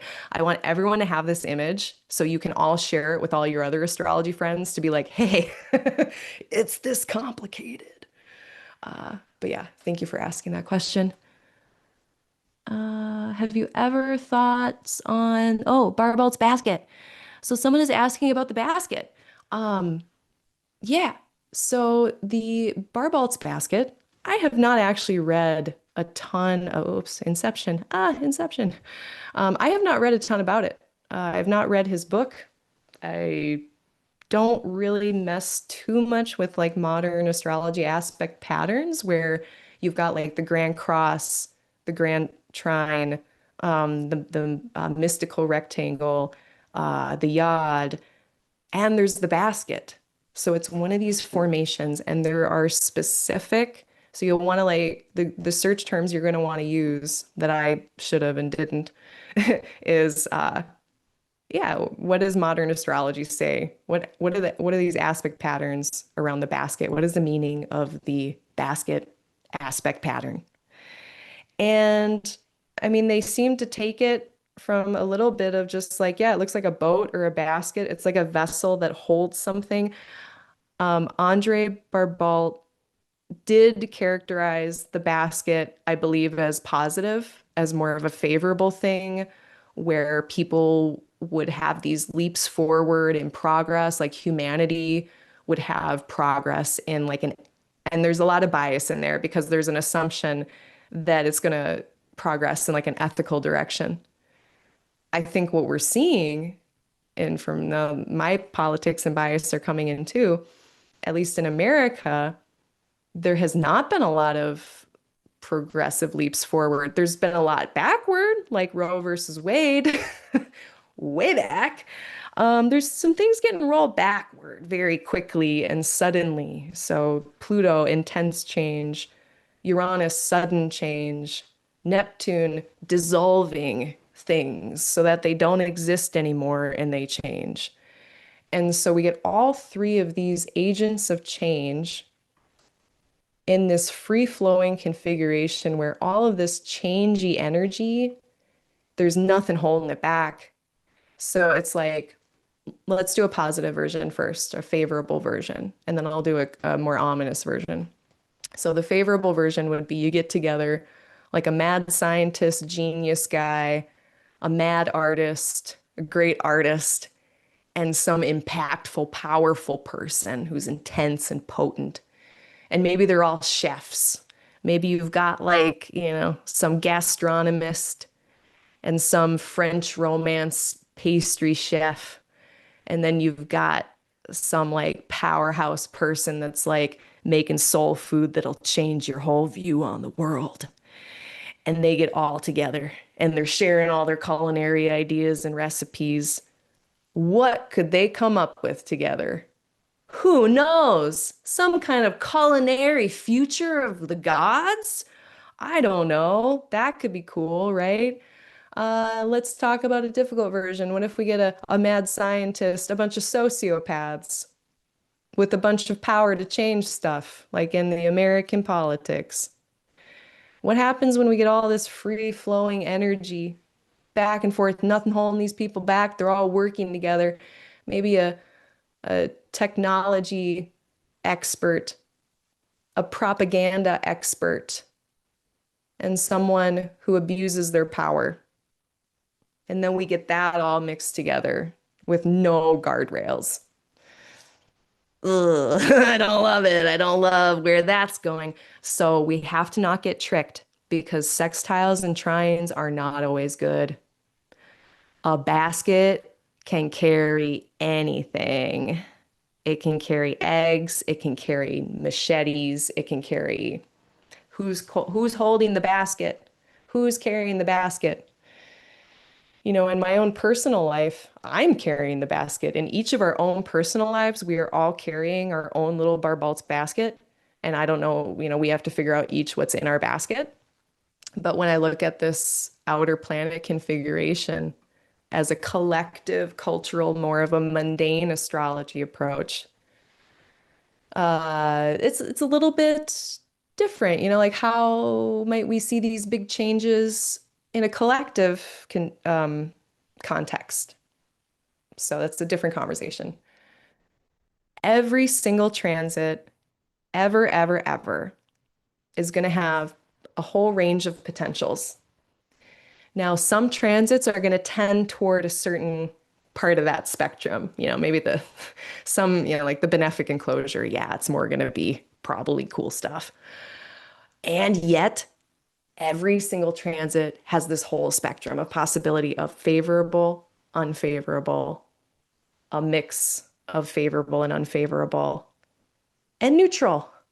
So those are always four possibilities we can run through with transits in our mind or with natal birth chart stuff too, if you see a birth chart placement. Think about how can this come out favorably, unfavorably, or both? How could this come out neutrally? And then you can also say, how could this come out temporarily or permanent?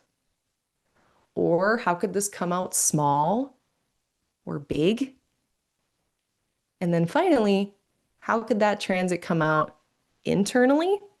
If it's only happening inside of me, it's my own little drama. Or externally, events happening, other people being involved that know that they're involved. So there's a lot of different ways to consider a transit, and it's never going to be just one thing. So we can all stop stressing about just trying to figure out the one thing that basket's going to be for us. It's going to be a lot of different things. It's not just going to be one thing. So I hope that gives a little bit of an idea. It's going to be very context dependent. So let me give you one example. I'll use myself as an example, and then I'll send everybody on their way. But this is a good exercise to do, I think. Okay, here's my government name. Here's me. Uh, so my basket is happening here, here, and here. Oops. And for me, this is about myself, my health, my communication, my teaching and learning in the third, uh, my mobility, and the fifth house of my self-expression, my creativity, my romance and sex life, my sexuality. Something that I've been noticing already for me that's kind of a favorable thing is I'm starting to talk about my sexuality a lot more. I'm starting to express myself more freely.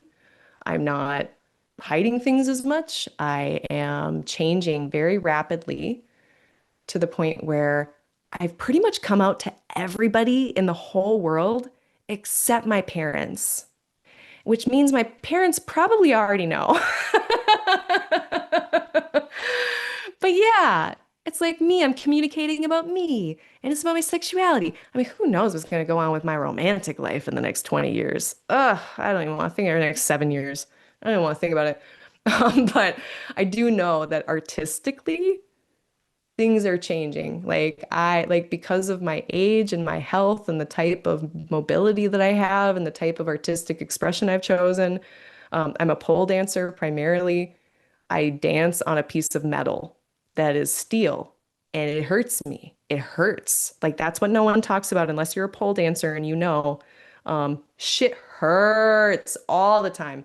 And it's incredibly difficult. It's a very difficult artistic medium. I regret that I've fallen in love with it, and yet I have. And so I'm almost 40 and plan on polling until I'm 60 something.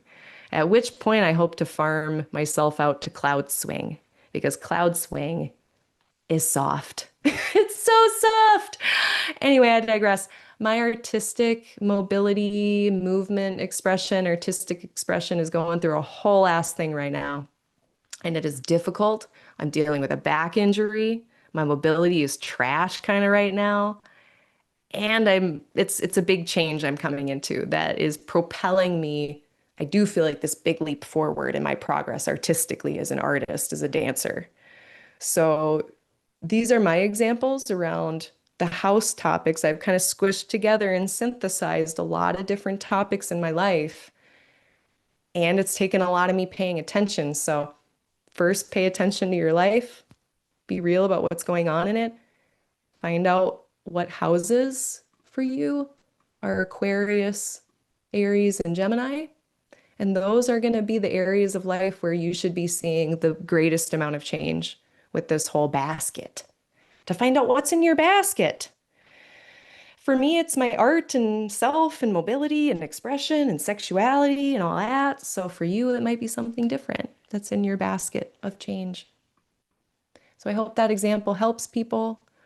Um, I'll see if there's any final comments. And then, yeah, this is like a record. I've never had one of these forecasts go this long, which I know people don't necessarily dig.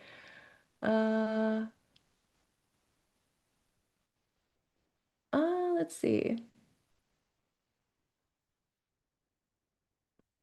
Yeah, okay. So thanks for the extra info, Spider Bite. I appreciate that. Referring back to my response before that it's more complicated than that. And um, someone's hoping for someone else to maybe have some relational kerfuffles. Uh, things are complicated in life.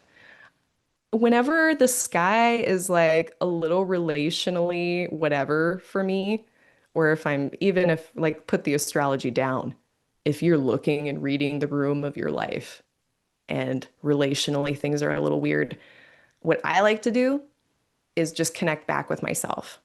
I think people talk about like sometimes separating from other people or secluding themselves or isolating themselves to kind of get away from other people's whatever. And that's one way to look at it. But I also like to kind of flip that framing and consider, well, what if I just connect with myself? Maybe these people are not it for me. They're not healthy for me. They don't support me. And so if those people aren't supportive, like the leopard Beanie Baby, it has camouflage and it's, also having, doing its life. It's still out there. So how can we show ourselves to the people who support us and then also connect with ourselves? We don't have to push other people away as much as we can just focus on ourselves and focus in connection with ourselves. Nothing wrong with that. I don't think anything bad is going to happen from connecting with yourself if relationally shit's weird in your life, That's at least what I do. A little unsolicited advice, but here we are. So best of luck with that. But yeah, the full moon, not necessarily going to spell relational discord. Again, I would have to see all of your charts involved. Uh,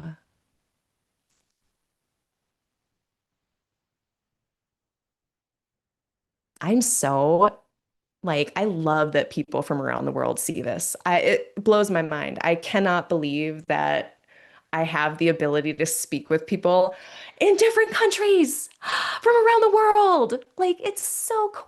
Oh, I love it. So thank you for coming. And yeah, it's like tomorrow there. You're in the future. And I just want everyone to have a great month ahead. So good luck, everybody. I think I'm going to wrap it up here. Thank you for everyone's patience for this very long, extended cut. Check me out on all the socials, the Instagram, not really, the threads, Blue Sky, and the newsletter. That's where I am the most. I'll be coming out with my next newsletter in about 3 weeks. So until then, I'll see you at the next office hour, my next office hour for any astrology students who are interested. That is going to be July 9th, Thursday at 7 p.m. Central, 8 p.m. Eastern Time. That's like the wee hours, universal, but Aussies and New Zealand folks should be able to make it, or anyone in those time zones. So check out that. That's a nicer kind of space, I think, if you're an astrology learner or an astrology student, where you can come with any astrology technique questions. I still don't do much personal questions in those spaces because, again, I need to see everything. But any technical questions about how to do stuff, how to do astrology, I have a once a month office hour where the whole hour plus is dedicated to just talking to students. So check me out there. I'm in a lot of places. Thank you, everybody. Thank you for the month off. Have a great July. And I'll talk to you next time. We'll be talking about the eclipses in August. So until then, see you later.